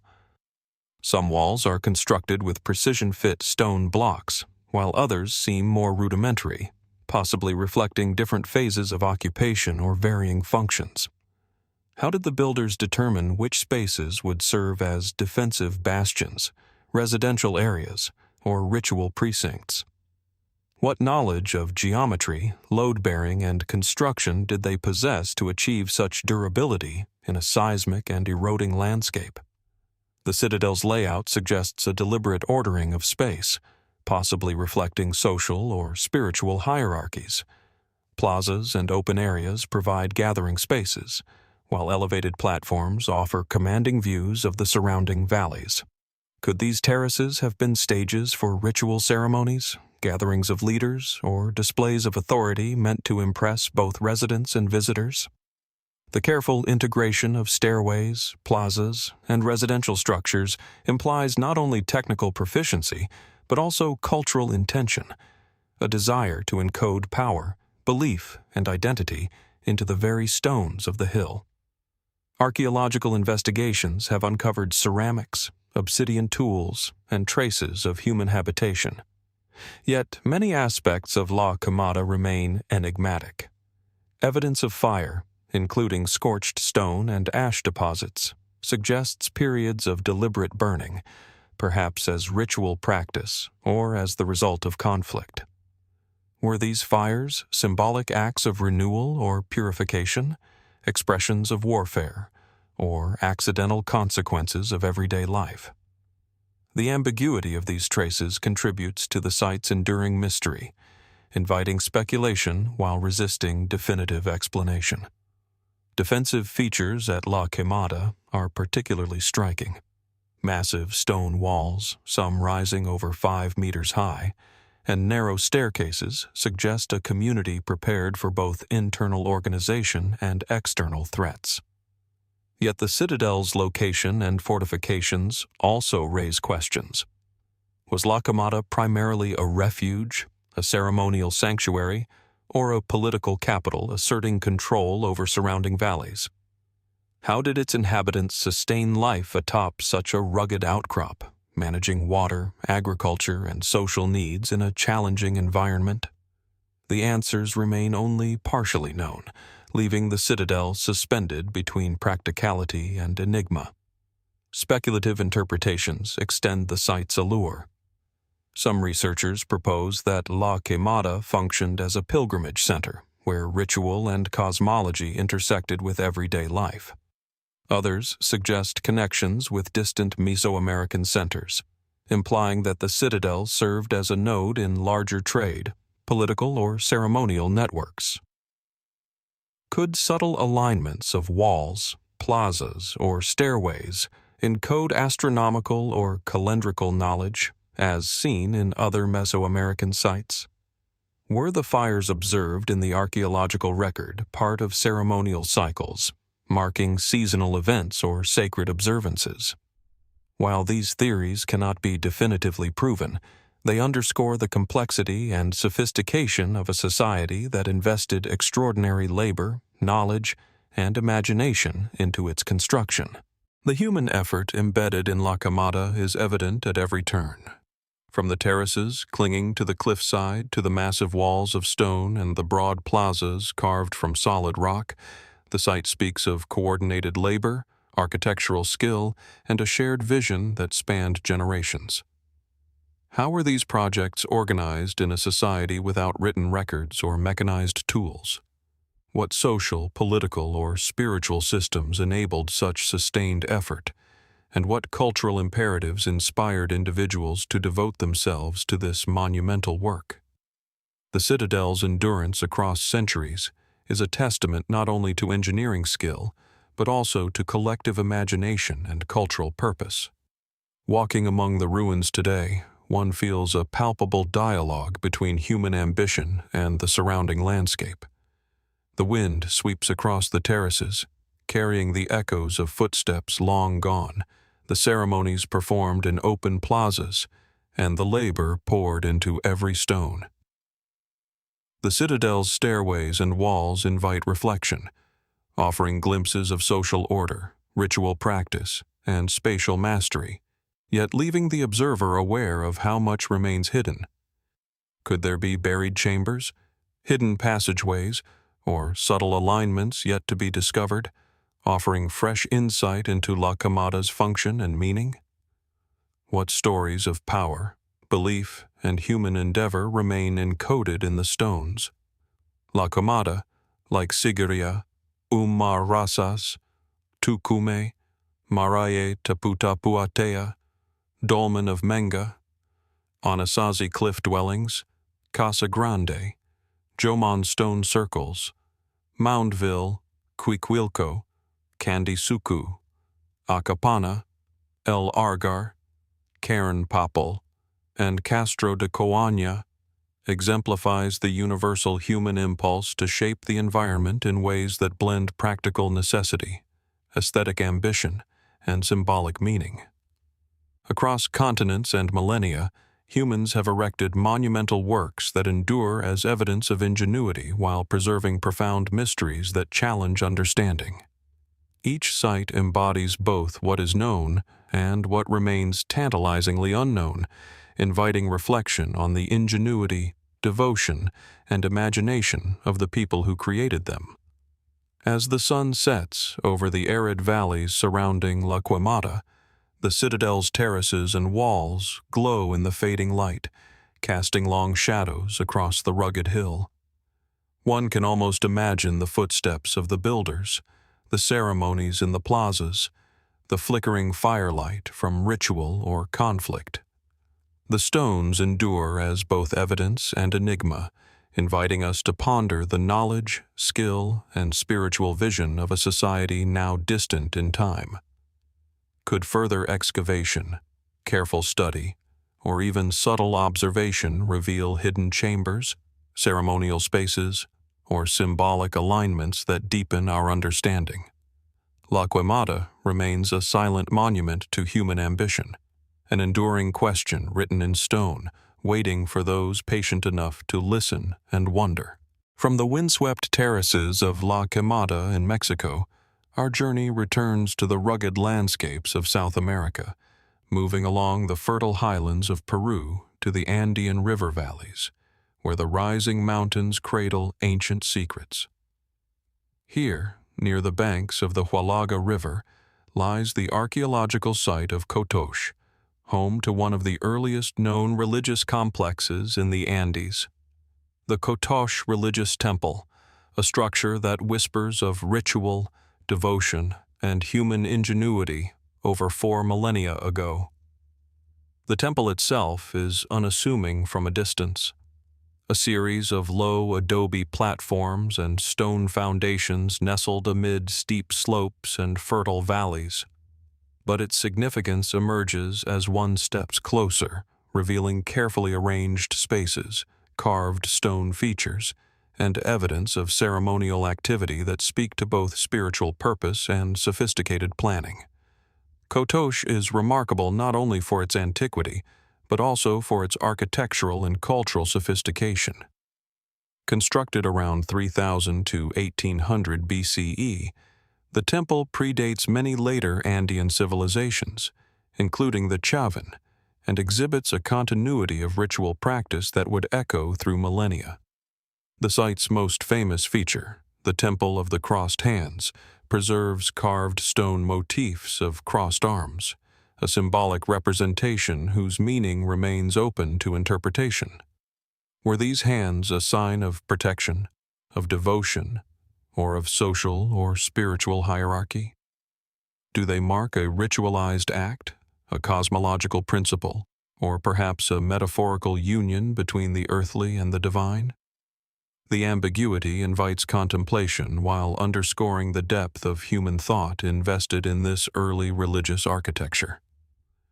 The temple's construction reveals a mastery of both material and space. Adobe walls, carefully shaped and bonded, form enclosed chambers and platforms, some of which were used for ceremonial gatherings, offerings, or meditation. Subterranean features, including pits and channels, suggest that water management and symbolic elements were intertwined with ritual practice. Could these hidden features have represented a connection to the underworld, the sources of life, or the cycles of nature? How did the builders achieve such durability in an environment prone to earthquakes and seasonal rainfall without the benefit of advanced engineering tools or written plans? The very stones of Kotosh seem to carry encoded knowledge, hinting at expertise that blends practical skill with spiritual purpose. Archaeological evidence reveals that Kotosh was not a static site, but a living ceremonial center, continuously used and modified over centuries. Layers of construction show expansions, renovations, and adaptations, reflecting changing ritual needs or social organization. Offerings of pottery, figurines, and animal remains suggest ongoing religious activity, while the alignment and spatial arrangement of chambers and walls hint at deliberate design. How were these sacred spaces conceptualized by communities whose worldview intertwined human activity, natural cycles, and spiritual authority? Were ceremonies conducted for agricultural fertility, community cohesion, or cosmological observance? The traces left behind suggest practices both intimate and communal, practical and symbolic, yet their full meaning remains elusive. The broader landscape around Kotosh amplifies its mystery. Situated in a river valley framed by steep ridges, the temple occupies a space where the natural environment could have been interpreted as both sacred and functional. The movement of rivers, the shifting light across mountains, and the changing seasons may have played an integral role in ritual timing and spatial orientation. Could the positioning of platforms, walls, or carved stones encode astronomical knowledge or ritual calendars? Did the temple serve as a focal point connecting distant settlements, enabling shared ceremonies, spiritual guidance, and the consolidation of early Andean culture? The answers remain tantalizingly incomplete. Speculative interpretations of Kotosh extend beyond its visible architecture. Some scholars propose that the temple functioned as a site for initiation or instruction, where religious knowledge, ritual skill, and social hierarchy were transmitted to select members of the community. Others suggest symbolic layers embedded in its construction. The crossed hands, the enclosed chambers, and subterranean features may have represented pathways between life and death, human and divine, earth and cosmos. Could these early rituals have influenced subsequent Andean civilizations, creating a template for religious architecture and spiritual practice that resonates across millennia? While these theories cannot be confirmed definitively, they underscore the profound sophistication and intentionality of a culture operating thousands of years ago. The human effort invested at Kotosh is staggering when considered in context. working without metal tools, formal surveying equipment, or written plans. Early Andean builders created enduring ceremonial spaces that have survived millennia. How was labor organized, knowledge transmitted, and rituals preserved across generations? What cultural, spiritual, and social imperatives motivated communities to dedicate immense effort to these sacred constructions? Each stone and platform embodies human curiosity, skill, and devotion, a reminder that even in prehistoric times, people sought to order their world, both physically and spiritually. Walking through the remains of Kotosh today, one senses a dialogue between the ancient builders, the natural environment, and the modern observer. The low adobe walls cast shadows across worn terraces. The carved hands on stone surfaces remain, faint yet evocative, like whispers of ritual intent and spiritual aspiration. The quiet spaces invite reflection on the interplay of human ingenuity, belief, and environment. What ceremonies unfolded in these chambers, and how were they experienced by early Andean communities? Could hidden features, subtle alignments, or traces yet undiscovered reveal new insight into the temple's function and meaning? Kotosh, like La Quemada, Sigiriya, ar-Rasas, Túcume, Marae Taputapuatea, Dolmen of Menga, Anasazi cliff dwellings, Casa Grande, Jomon stone circles, Moundville, Cuicuilco, Candi Sukuh, Akapana, Argar, Cairnpapple, and Castro de Coaña exemplifies a universal human impulse to shape the environment into monumental forms that encode belief, social organization, and knowledge. Across continents and millennia, humans have invested extraordinary effort, imagination, and devotion into structures whose full significance remains only partially understood. Each site embodies both the known and the mysterious, urging reflection on human ingenuity, ambition, and spiritual aspiration.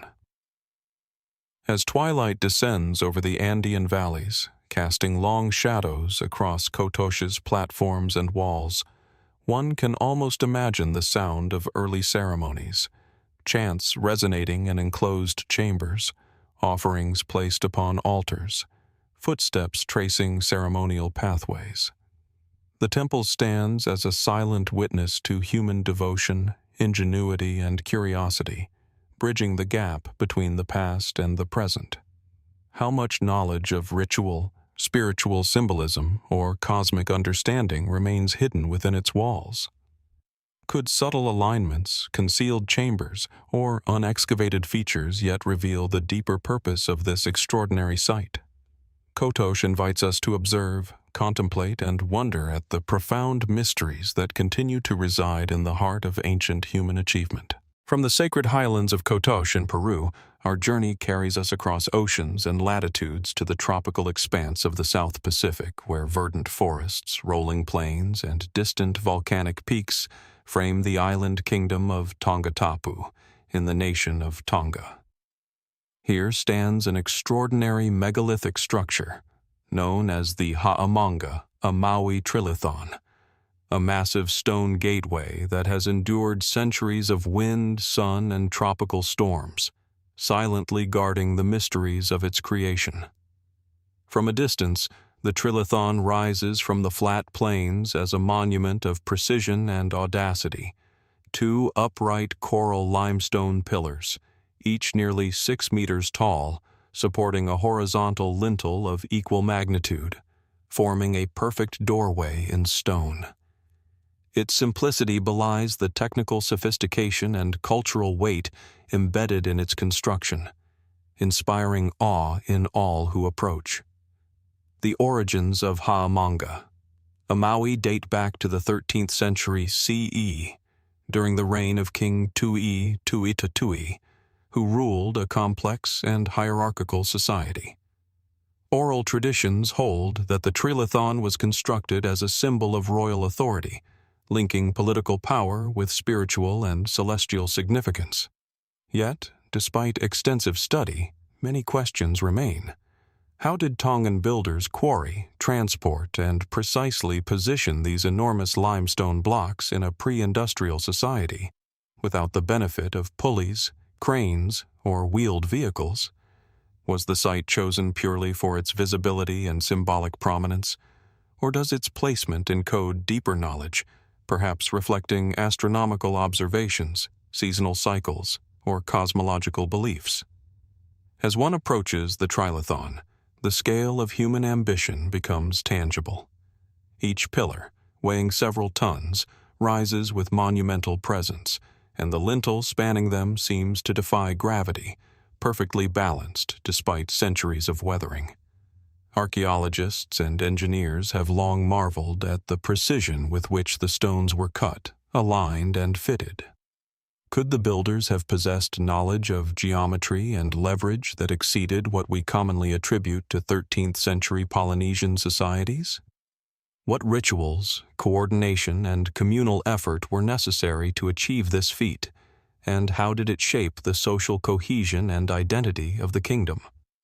The cultural context of Ha'amanga. A Maui deepens the intrigue.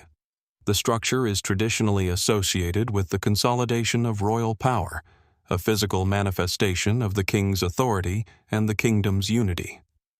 Oral histories suggest that the Trilithon marked a ceremonial space where leaders convened and rituals were performed, possibly linked to seasonal events, agricultural cycles, or ancestral veneration. Could the Trilithon have functioned as a solar or lunar marker, casting shadows at key points of the year, signaling times for planting, harvesting, or ritual observance? Archaeological evidence remains inconclusive, but the alignment with surrounding topography and celestial observation points suggests intentionality beyond mere symbolism. The Ha'amanga, a Maui, also raises questions about technological ingenuity and logistical mastery. How were the massive stones transported across terrain that lacks rivers or wheels? Some researchers suggest ingenious combinations of rollers, levers, manpower, and possibly scaffolding, while others propose ritualized or symbolic methods that imbued labor with spiritual purpose. Could the process of construction itself have been a form of ceremony, reinforcing social hierarchy and religious cohesion as much as producing a monumental gateway? The Trilithon stands as both a product and a stage of human endeavor, where engineering and ritual intersect. The simplicity of the structure belies the complexity of interpretation. Unlike sprawling temples, palaces, or pyramids, the Trilithon is unadorned, yet its proportions and placement resonate with meaning. Is it a threshold between sacred and secular space, a marker of cosmological alignment, or a symbol of political unification? Oral tradition offers fragments of narrative. The stones were said to represent brothers, and the lintel symbolized the bond uniting them, reflecting kinship, authority, and the social order. Could there be layers of symbolic intent embedded in dimensions, orientation, or surrounding landscape features that remain undiscovered? The surrounding landscape amplifies the mystery. Ha'amanga, a Maui, stands on a gently elevated plain, offering panoramic views of Tongatapu and the surrounding islands. Such positioning suggests deliberate consideration of visibility, strategic communication, and ceremonial importance. Was the Trilithon intended to be seen from far distances, signaling authority, cosmological alignment, or ritual focus to neighboring communities? How did its builders perceive and integrate the interplay of land, sky, and human experience into this enduring monument? Speculative interpretations extend further into the realms of astronomy and cosmology. Some researchers argue that the Trilithon aligns with the solstices or other celestial events, acting as a calendar for agricultural or ritual purposes. Others suggest symbolic representation of human and spiritual relationships, a fusion of physical monument and narrative cosmology. While evidence remains inconclusive, these possibilities invite reflection on the sophistication and imagination of Tongan society, whose cultural, spiritual, and technical knowledge was encoded in stone rather than written text. Walking beneath the towering lintel today, one feels a connection across centuries. The wind sweeps across the plains, whispering through the upright pillars, carrying echoes of labor, ceremony, and human intention. Each stone bears the mark of hands and minds striving to create not only a functional structure, but a symbol of enduring significance. What rituals unfolded beneath the lintel? How did the community interact with this threshold, and what layers of meaning were conveyed to those who approached? Could hidden alignments, subtle measurements, or undiscovered features yet reveal the depth of knowledge embedded within this simple yet monumental gateway? Ha'amanga, a Maui, like Kotosh, La Quemada, Sigiriya, ar-Rasas, Túcume, Marae Taputapuatea, Dolmen of Menga, Anasazi cliff dwellings, Casa Grande, Jomon stone circles, Moundville, Cuicuilco, Candi Sukuh, Akapana, Argar, Cairnpapple, and Castro de Coaña, exemplifies a recurring human impulse to mark the landscape with enduring symbols of belief, authority, and understanding. Across continents and millennia, societies have erected monumental forms that preserve both tangible skill and intangible mystery, leaving us with questions that resonate across time. Each site embodies achievement, imagination, and enigma, urging reflection on the aspirations, knowledge, and spiritual life of those who shaped them. As the sun dips low over Tongatapu, casting long shadows across the plains and emphasizing the immense scale of the Trilithon, one is drawn to wonder how much of its intended meaning remains hidden in plain sight. Could subtle alignments with the horizon, solar patterns, or surrounding landscape yet reveal the intent of the builders? Ha'amanga. A Maui endures not merely as stone, but as a dialogue between human ambition, cultural expression, and the mysteries that transcend the centuries, inviting us to pause, reflect, and imagine the unseen forces that inspired its creation. From the sunlit plains of Tonga and the monumental presence of Ha'amanga, a Maui, our journey turns once more, crossing oceans and continents to the rugged mountains of central Romania, where dense forests, jagged peaks, and river valleys cradle the remnants of a civilization long vanished. Nestled within the Orishtia Mountains, the ancient Dacian capital of Sarmizegetusa Regia emerges from mist and pine, a site of both formidable architecture and enduring mystery. From a distance, the ruins appear as scattered stone circles, terraces, and fortifications, their alignment suggesting deliberate planning yet resisting immediate interpretation. Walking among them, one senses the monumental ambition of the Dacians, a society that sculpted stone, carved space, and organized their environment with precision, while leaving behind enigmas that continue to challenge historians and archaeologists alike. Sarmizegetusa Regia flourished between the 1st century BCE and the early 2nd century CE, serving as the political, military, and religious heart of Dacia before the Roman conquest. The city's location is itself remarkable. Perched atop a plateau over 1,200 meters above sea level, the site affords sweeping views of surrounding valleys and passes, blending defensive advantage with symbolic prominence. But the purpose and design of the city's structures, especially its sacred precincts, remain subject to debate. How did the Dacians integrate natural features with human construction to create a functional and ceremonial urban environment? Were certain terraces, temples, and circular sanctuaries designed solely for ritual, or did they also serve astronomical or calendrical functions? Central to the mysteries of Sarmizegetusa Regia are the circular sanctuaries, formed from concentric rings of stone aligned with geometric precision. These structures are often interpreted as sacred spaces for astronomical observation, ritual gatherings, or both? Could the Dacians have tracked celestial cycles to inform agricultural calendars, religious festivals, or military planning? What knowledge of astronomy and geometry did they possess, and how was it encoded in stone to endure generations of use?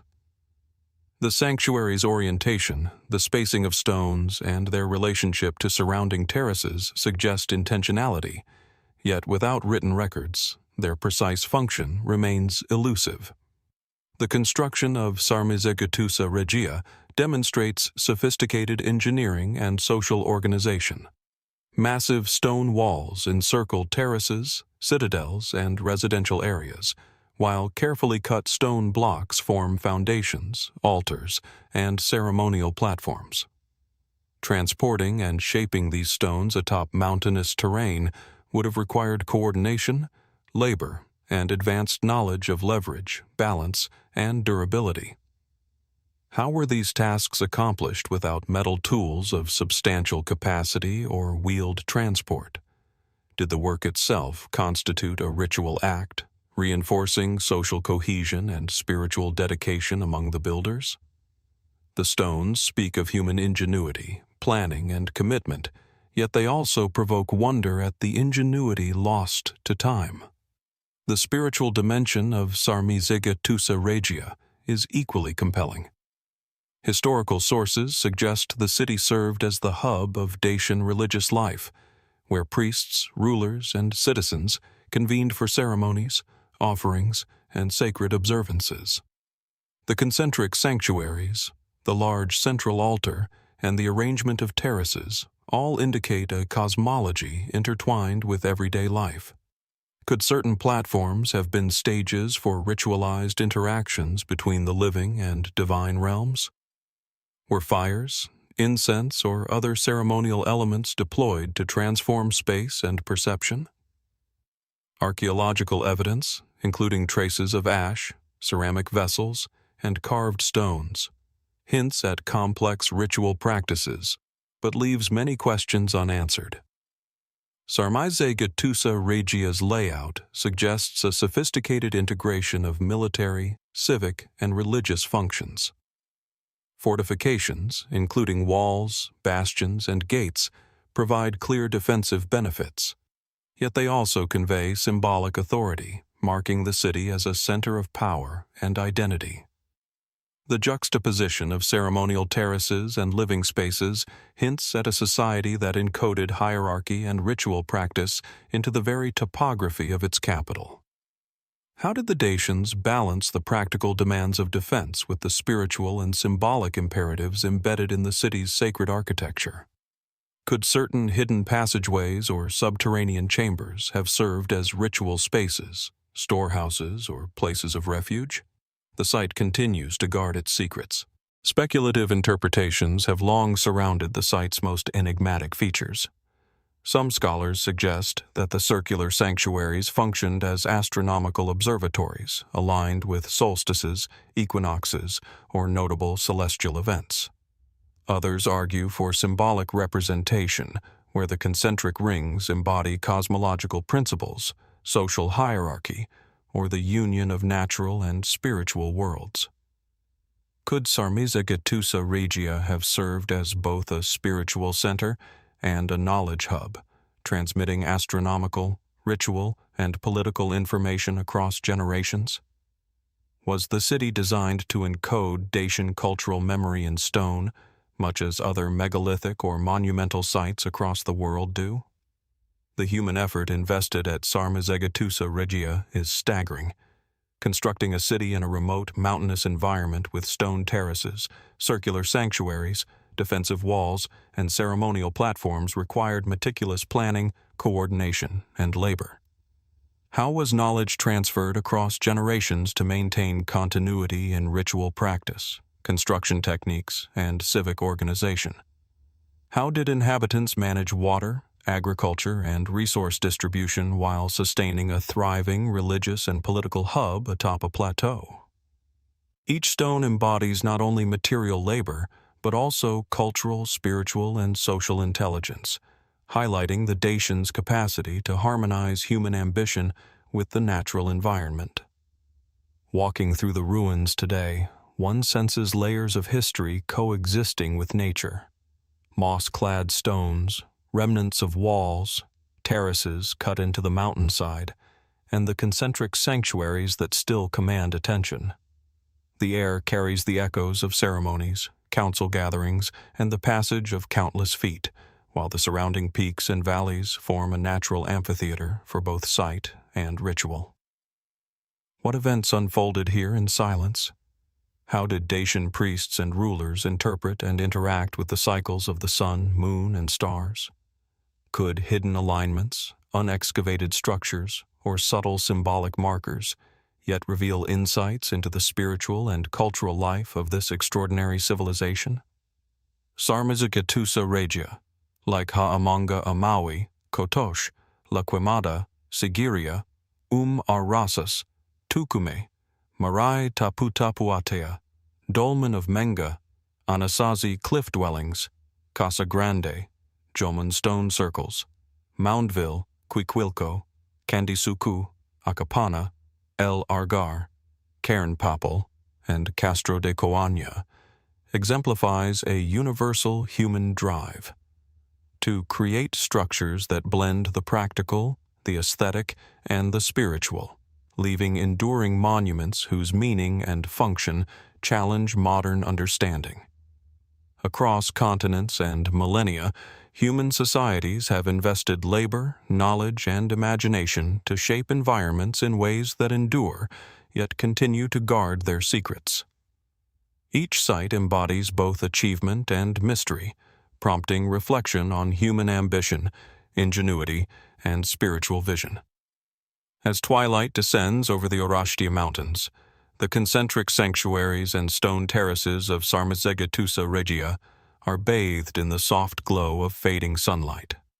Shadows stretch across platforms and walls, hinting at patterns and alignments that may once have guided ceremonies or cosmic observation.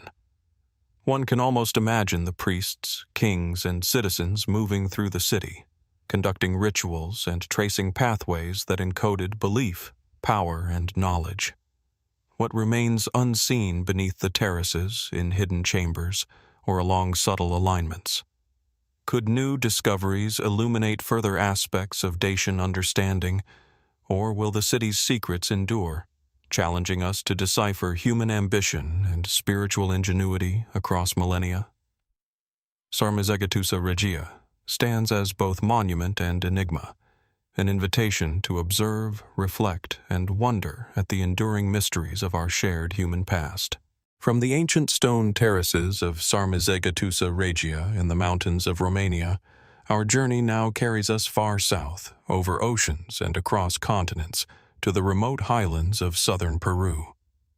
Here, amidst the towering peaks of the Andes, in a region steeped in mist, legend, and ancient tradition, lies Aramu Muru, an enigmatic rock formation that has captivated explorers, pilgrims, and scholars alike.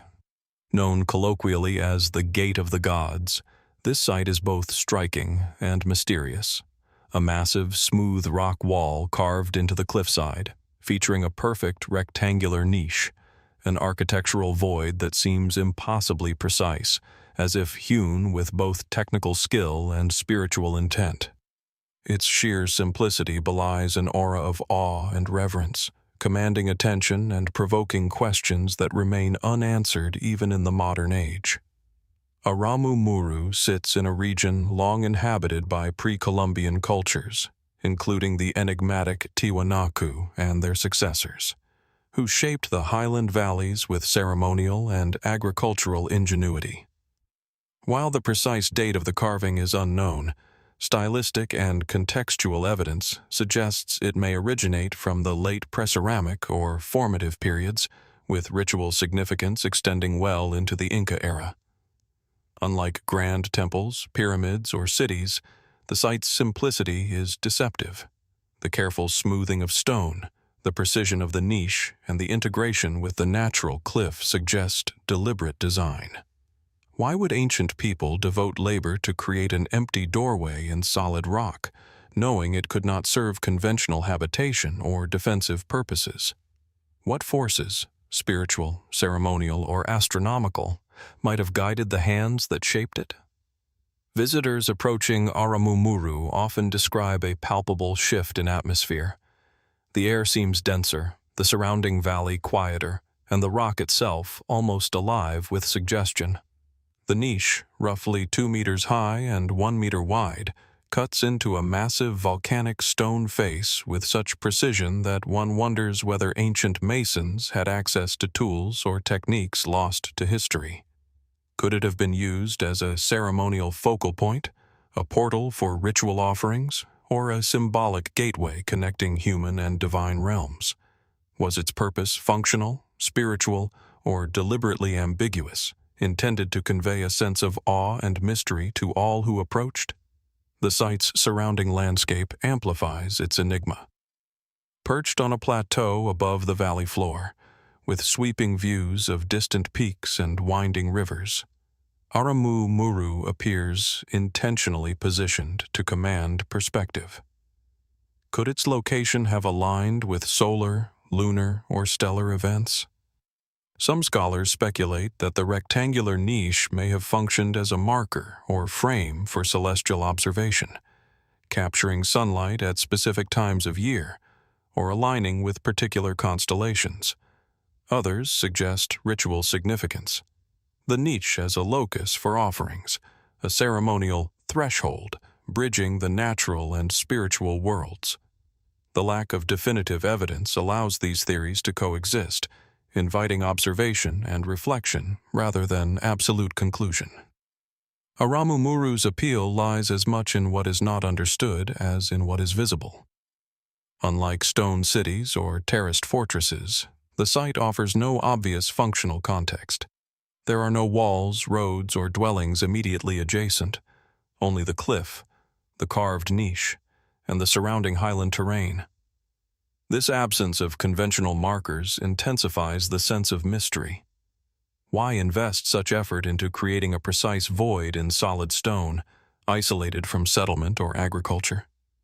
Could the act of carving itself have been ritual, the process as significant as the product, with labor performed in service of spiritual connection, communal observance, or cosmological intent? The site's simplicity may conceal layers of meaning that are invisible without knowledge lost to time.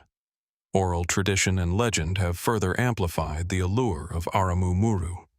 Local lore speaks of the rock as a gateway to other realms, a portal capable of transporting the worthy to hidden places or higher dimensions. Stories of seekers entering the niche and vanishing, or of individuals experiencing visions, have circulated for generations. While such accounts cannot be verified historically, they illustrate the cultural significance of the site and its enduring role in the human imagination. Could ancient visitors have imbued the niche with symbolic power, creating an intersection of myth, ritual, and landscape that endures across centuries? The precision of the niche invites contemplation of ancient knowledge and skill. The rock is hard volcanic stone, yet its edges are straight, its surfaces smooth, and its proportions harmonious. Was this achieved through simple tools, advanced methods lost to history, or a combination of both?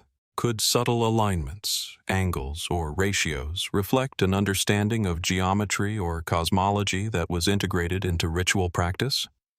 In many ways, Aramu Muru shares a conceptual resonance with sites across the globe. The Trilithons of Tonga, Kotosh in Peru, and Sarmizegetusa in Romania all involve human effort, ingenuity, and a desire to connect earthly construction with something greater than the mundane, producing spaces that evoke wonder while retaining their mysteries. Speculation about Aramu Muru extends to ritual, cosmology, and possibly even energy. Some modern observers suggest that the niche interacts with sunlight, shadow, or atmospheric conditions in ways that may have been significant to its original creators.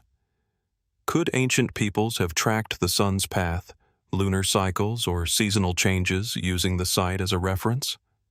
Might the niche have functioned as a visual or ceremonial portal for ritual enactments, agricultural timing, or sacred observances? While archaeology provides few concrete answers, the combination of legend, context, and physical evidence ensures that Aramu Muru remains an evocative symbol of human ingenuity and spiritual aspiration. Human effort at Aramu Muru is evident in the precise shaping of stone, the selection of its location, and the integration of the carving with natural topography. What coordination, knowledge, and intention were required to achieve such permanence in a society without metal chisels or mechanized tools? Could the process itself have served as a spiritual discipline, community ritual, or demonstration of devotion? How did the builders perceive the relationship between the carved stone, the surrounding valley, and the wider cosmos? The answers are tantalizingly elusive, preserved in the rock, in the landscape, and in the human imagination. Walking near Aramu Muru today, one senses a conversation between the past and present. The winds sweep across the plateau, carrying the echoes of unseen ceremonies, labor, and contemplation. The smooth niche reflects the light differently throughout the day, offering fleeting glimpses of geometry, shadow, and proportion that hint at intentional design. Could subtle features, now obscured by erosion or vegetation, yet reveal purpose and meaning? Might further study illuminate connections between the niche, other regional sites, or broader Andean cosmology? Or is its mystery intended to endure, provoking reflection rather than definitive explanation? Aramu Muru, like Sarmizegetusa Regia, Ha'amonga, a Maui, Kotosh, La Quemada, Sigiriya, ar-Rasas, Túcume, Marae Taputapuatea, Dolmen of Menga, Anasazi cliff dwellings, Casa Grande, Jomon stone circles, Moundville, Cuicuilco, Candi Sukuh, Akapana, Argar, Cairnpapple, and Castro de Coaña, exemplifies humanity's enduring impulse to shape stone, space, and landscape in ways that reflect belief, ambition, and imagination.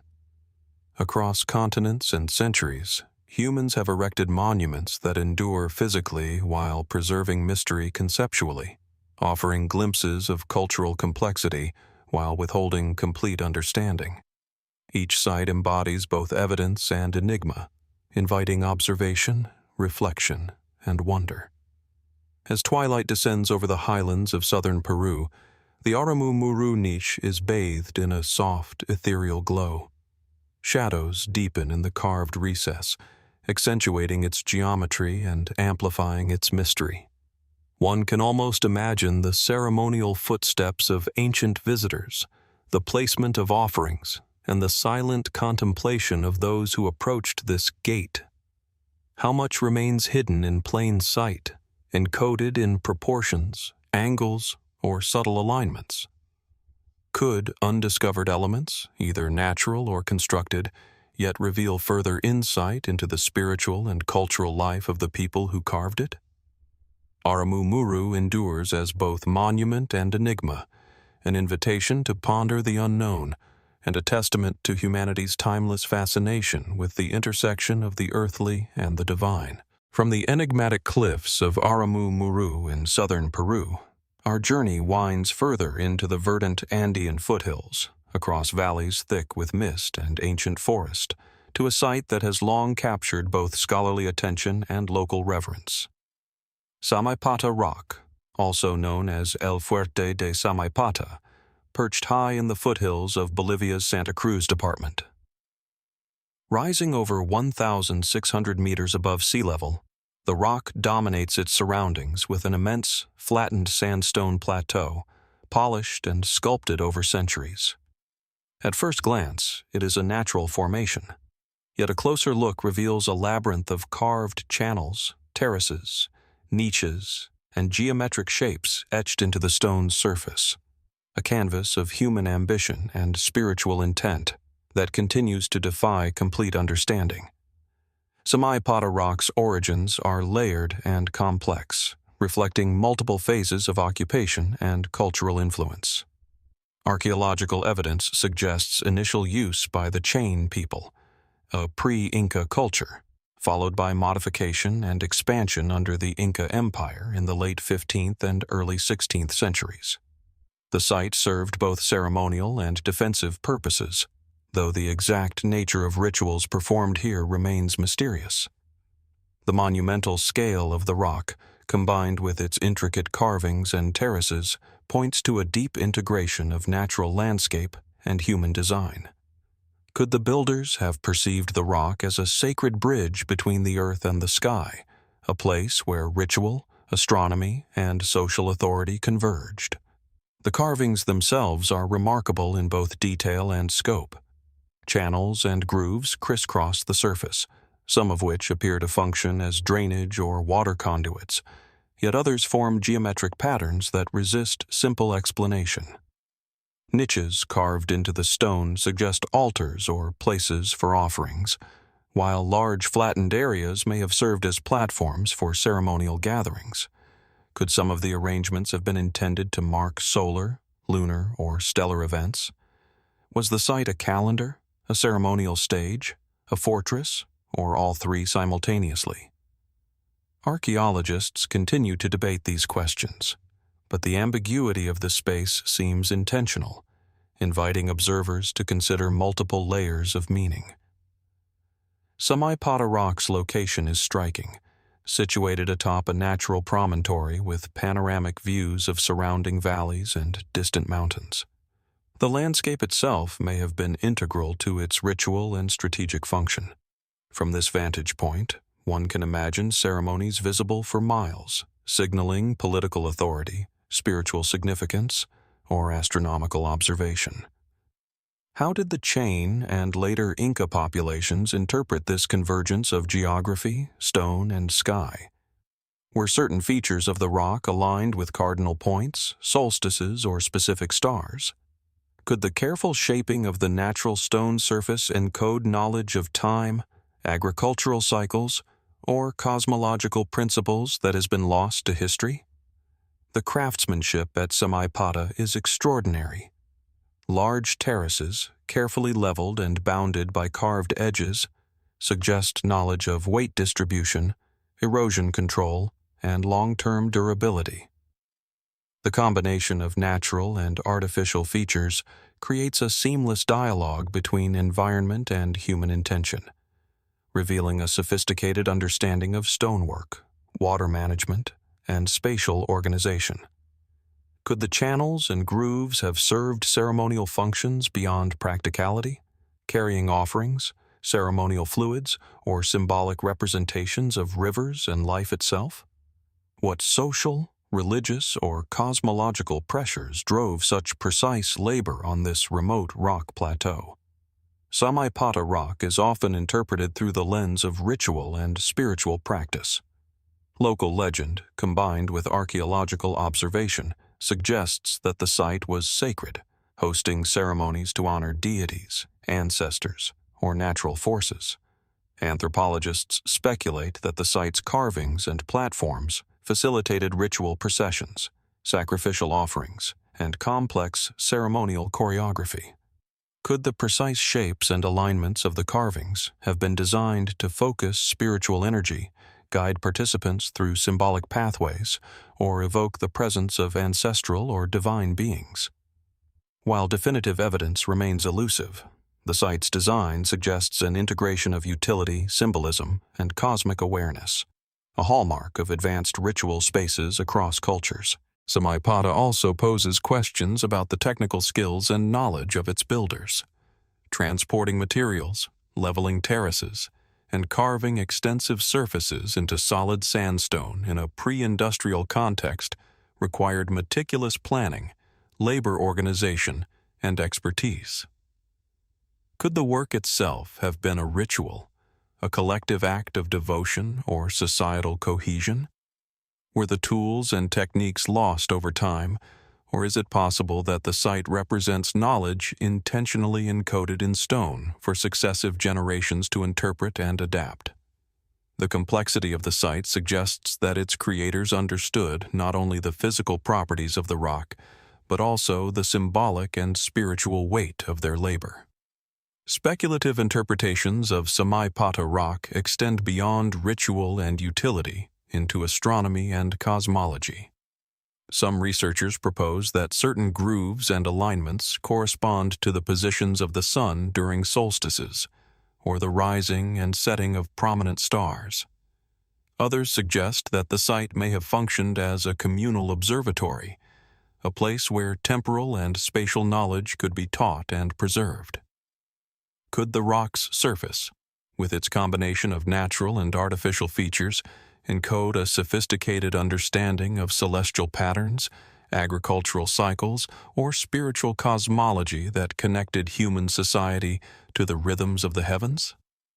The human and cultural impact of Samaipata extends beyond its immediate geography. The rock demonstrates continuity of knowledge and belief, linking chain practices with Inca expansion and spiritual ideology. Each carved terrace, channel, and niche embodies a dialogue between generations, preserving both memory and mystery. What ceremonies unfolded upon its surfaces, and how were participants guided by ritual, observation, or inherited knowledge? Could undiscovered alignments, hidden depressions, or subtle patterns yet reveal further insight into the cosmological and social significance of the site? Walking across the expanse of Samaipata today, one experiences a profound sense of scale and intention. The vast plateau, the intricately carved channels, and the smooth, flattened ceremonial areas suggest that human presence was once both organized and deeply intentional. The interplay of natural rock and human modification evokes questions that extend beyond the site itself. How did these ancient people perceive time, landscape, and the sacred? How did they harmonize practical, spiritual, and communal needs in a single, monumental space? Could the secrets of ritual choreography, astronomical knowledge, or symbolic meaning lie just beneath the surface, waiting to be revealed by careful observation or serendipitous discovery?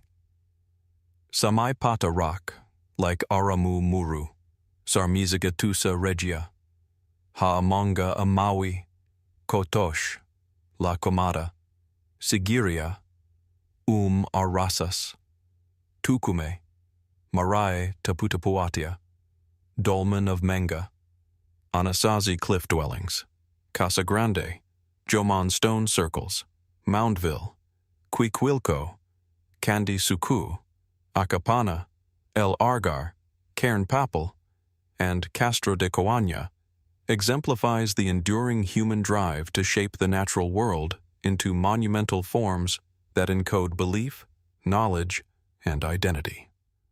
Across continents and millennia, humans have invested extraordinary labor, ingenuity, and imagination into structures whose meanings endure in part and evade full understanding. Each site challenges modern observers to reflect on the interplay of culture, environment, and consciousness, reminding us of the limits of our knowledge and the richness of human experience. As the sun dips below the Andean peaks, casting long shadows across the terraces and grooves of Samaipata Rock, one is struck by the sense of timelessness and mystery that pervades the plateau. The wind whispers across carved channels, tracing patterns once followed by ritual participants, while light and shadow dance across the surface, hinting at alignments, proportions, and meaning. What secrets remain hidden in plain sight? Subtle features, concealed symbols, or lost ceremonial knowledge? Could further exploration reveal new insights into the spiritual, astronomical, or social sophistication of the cultures that shaped this extraordinary rock? Samaipata endures as both monument and enigma, a silent testament to human creativity, belief, and the persistent allure of the unknown. From the sun-baked terraces and carved channels of Samaipata in the Andean highlands, our journey takes us northward, across continents and oceans, to the mist-laden landscapes of northeast Scotland. Here, near the small village of Culloden, in the serene valleys of Inverness Shire, lies Balnuaran of Clava, a cluster of ancient burial cairns and standing stones whose precision, scale, and alignment continue to intrigue archaeologists and visitors alike. At first glance, the site seems deceptively simple: circular stone cairns ringed by standing stones, carefully positioned to define sacred spaces on the rolling heath.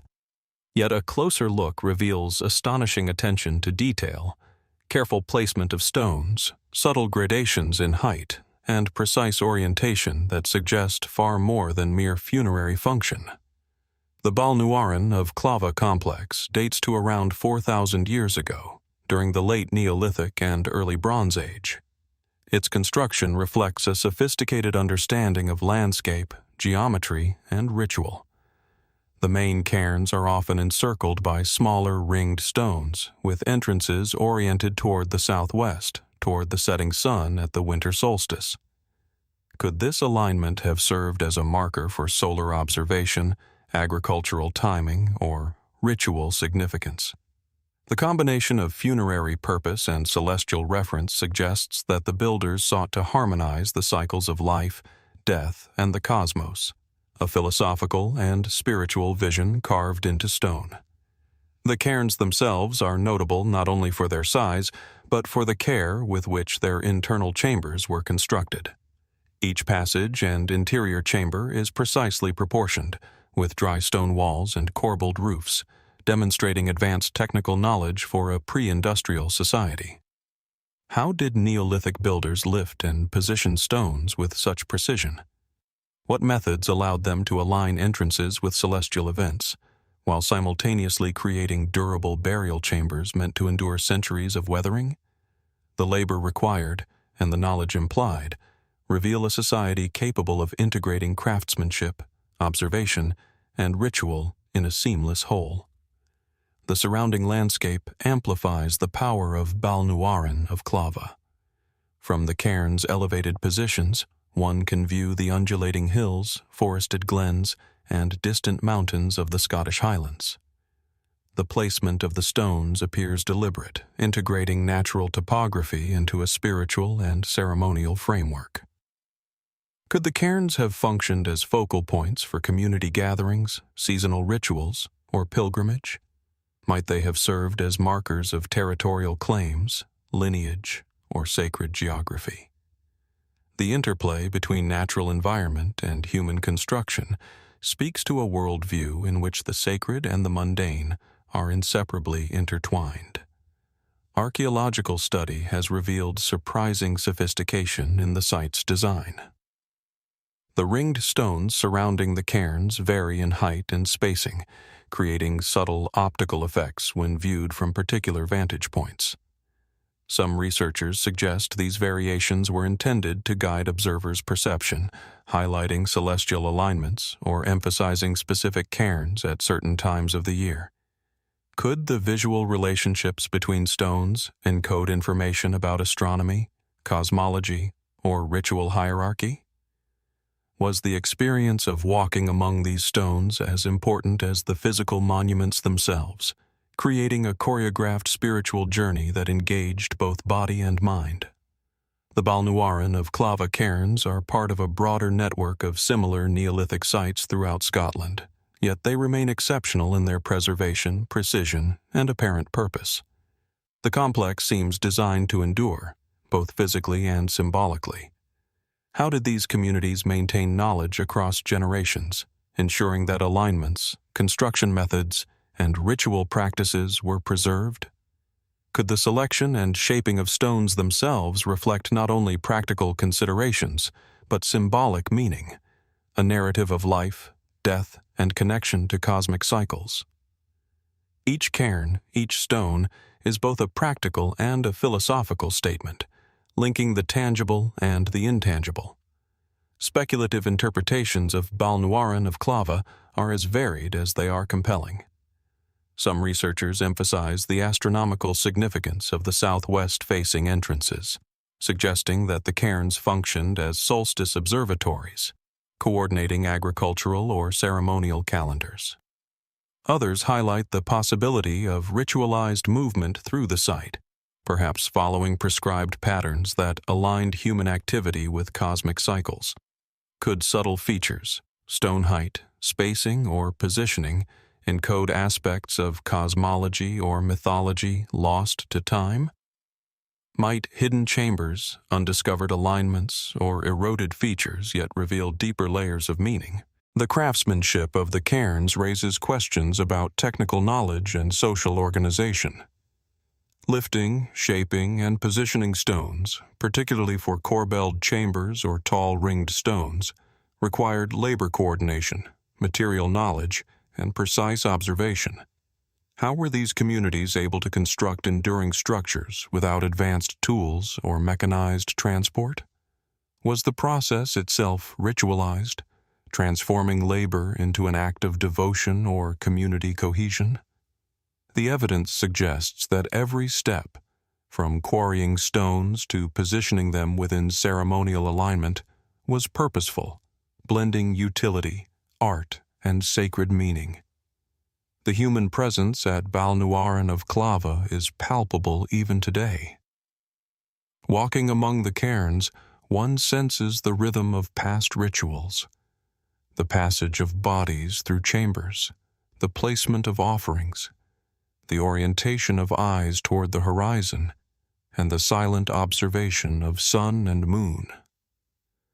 Could the site have functioned as a cosmological laboratory, where careful observation of celestial events guided religious and agricultural decisions?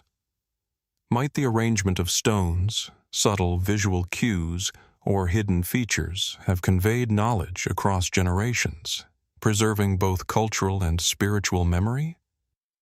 The mystery endures precisely because the human experience of the site is encoded in interaction as much as in stone. Balnuaran of Clava, like Samaipata, Aramu Muru, Sarmizegetusa Regia, Ha'amonga Maui, Kotosh, La Quemada, Sigiriya, ar-Rasas, Túcume, Marae Taputapuatea, Dolmen of Menga, Anasazi cliff dwellings, Casa Grande, Jomon stone circles, Moundville, Cuicuilco, Candi Sukuh, Akapana, Argar, Cairnpapple, and Castro de Coaña demonstrates humanity's enduring impulse to leave a mark that is both physical and symbolic.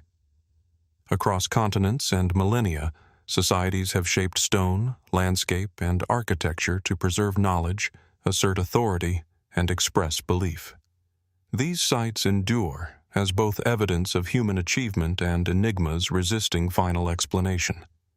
As the sun sinks behind the Scottish Highlands, casting long shadows across the ringed cairns, Balnuaran of Clava exudes an aura of quiet power. The play of light and shadow accentuates the precision of stone placement, while the stillness of the surrounding moorland conveys the continuity of human presence and imagination. How much remains hidden in subtle alignments, erosion-hidden features, or patterns that have yet to be discerned? Could the site's builders have encoded layers of meaning intentionally, waiting for attentive observers to rediscover them? Balnuaran of Clava endures not only as a burial complex, but as a portal into thought, ritual, and observation, an invitation to contemplate the ingenuity, spirituality, and enduring mystery of the Neolithic mind.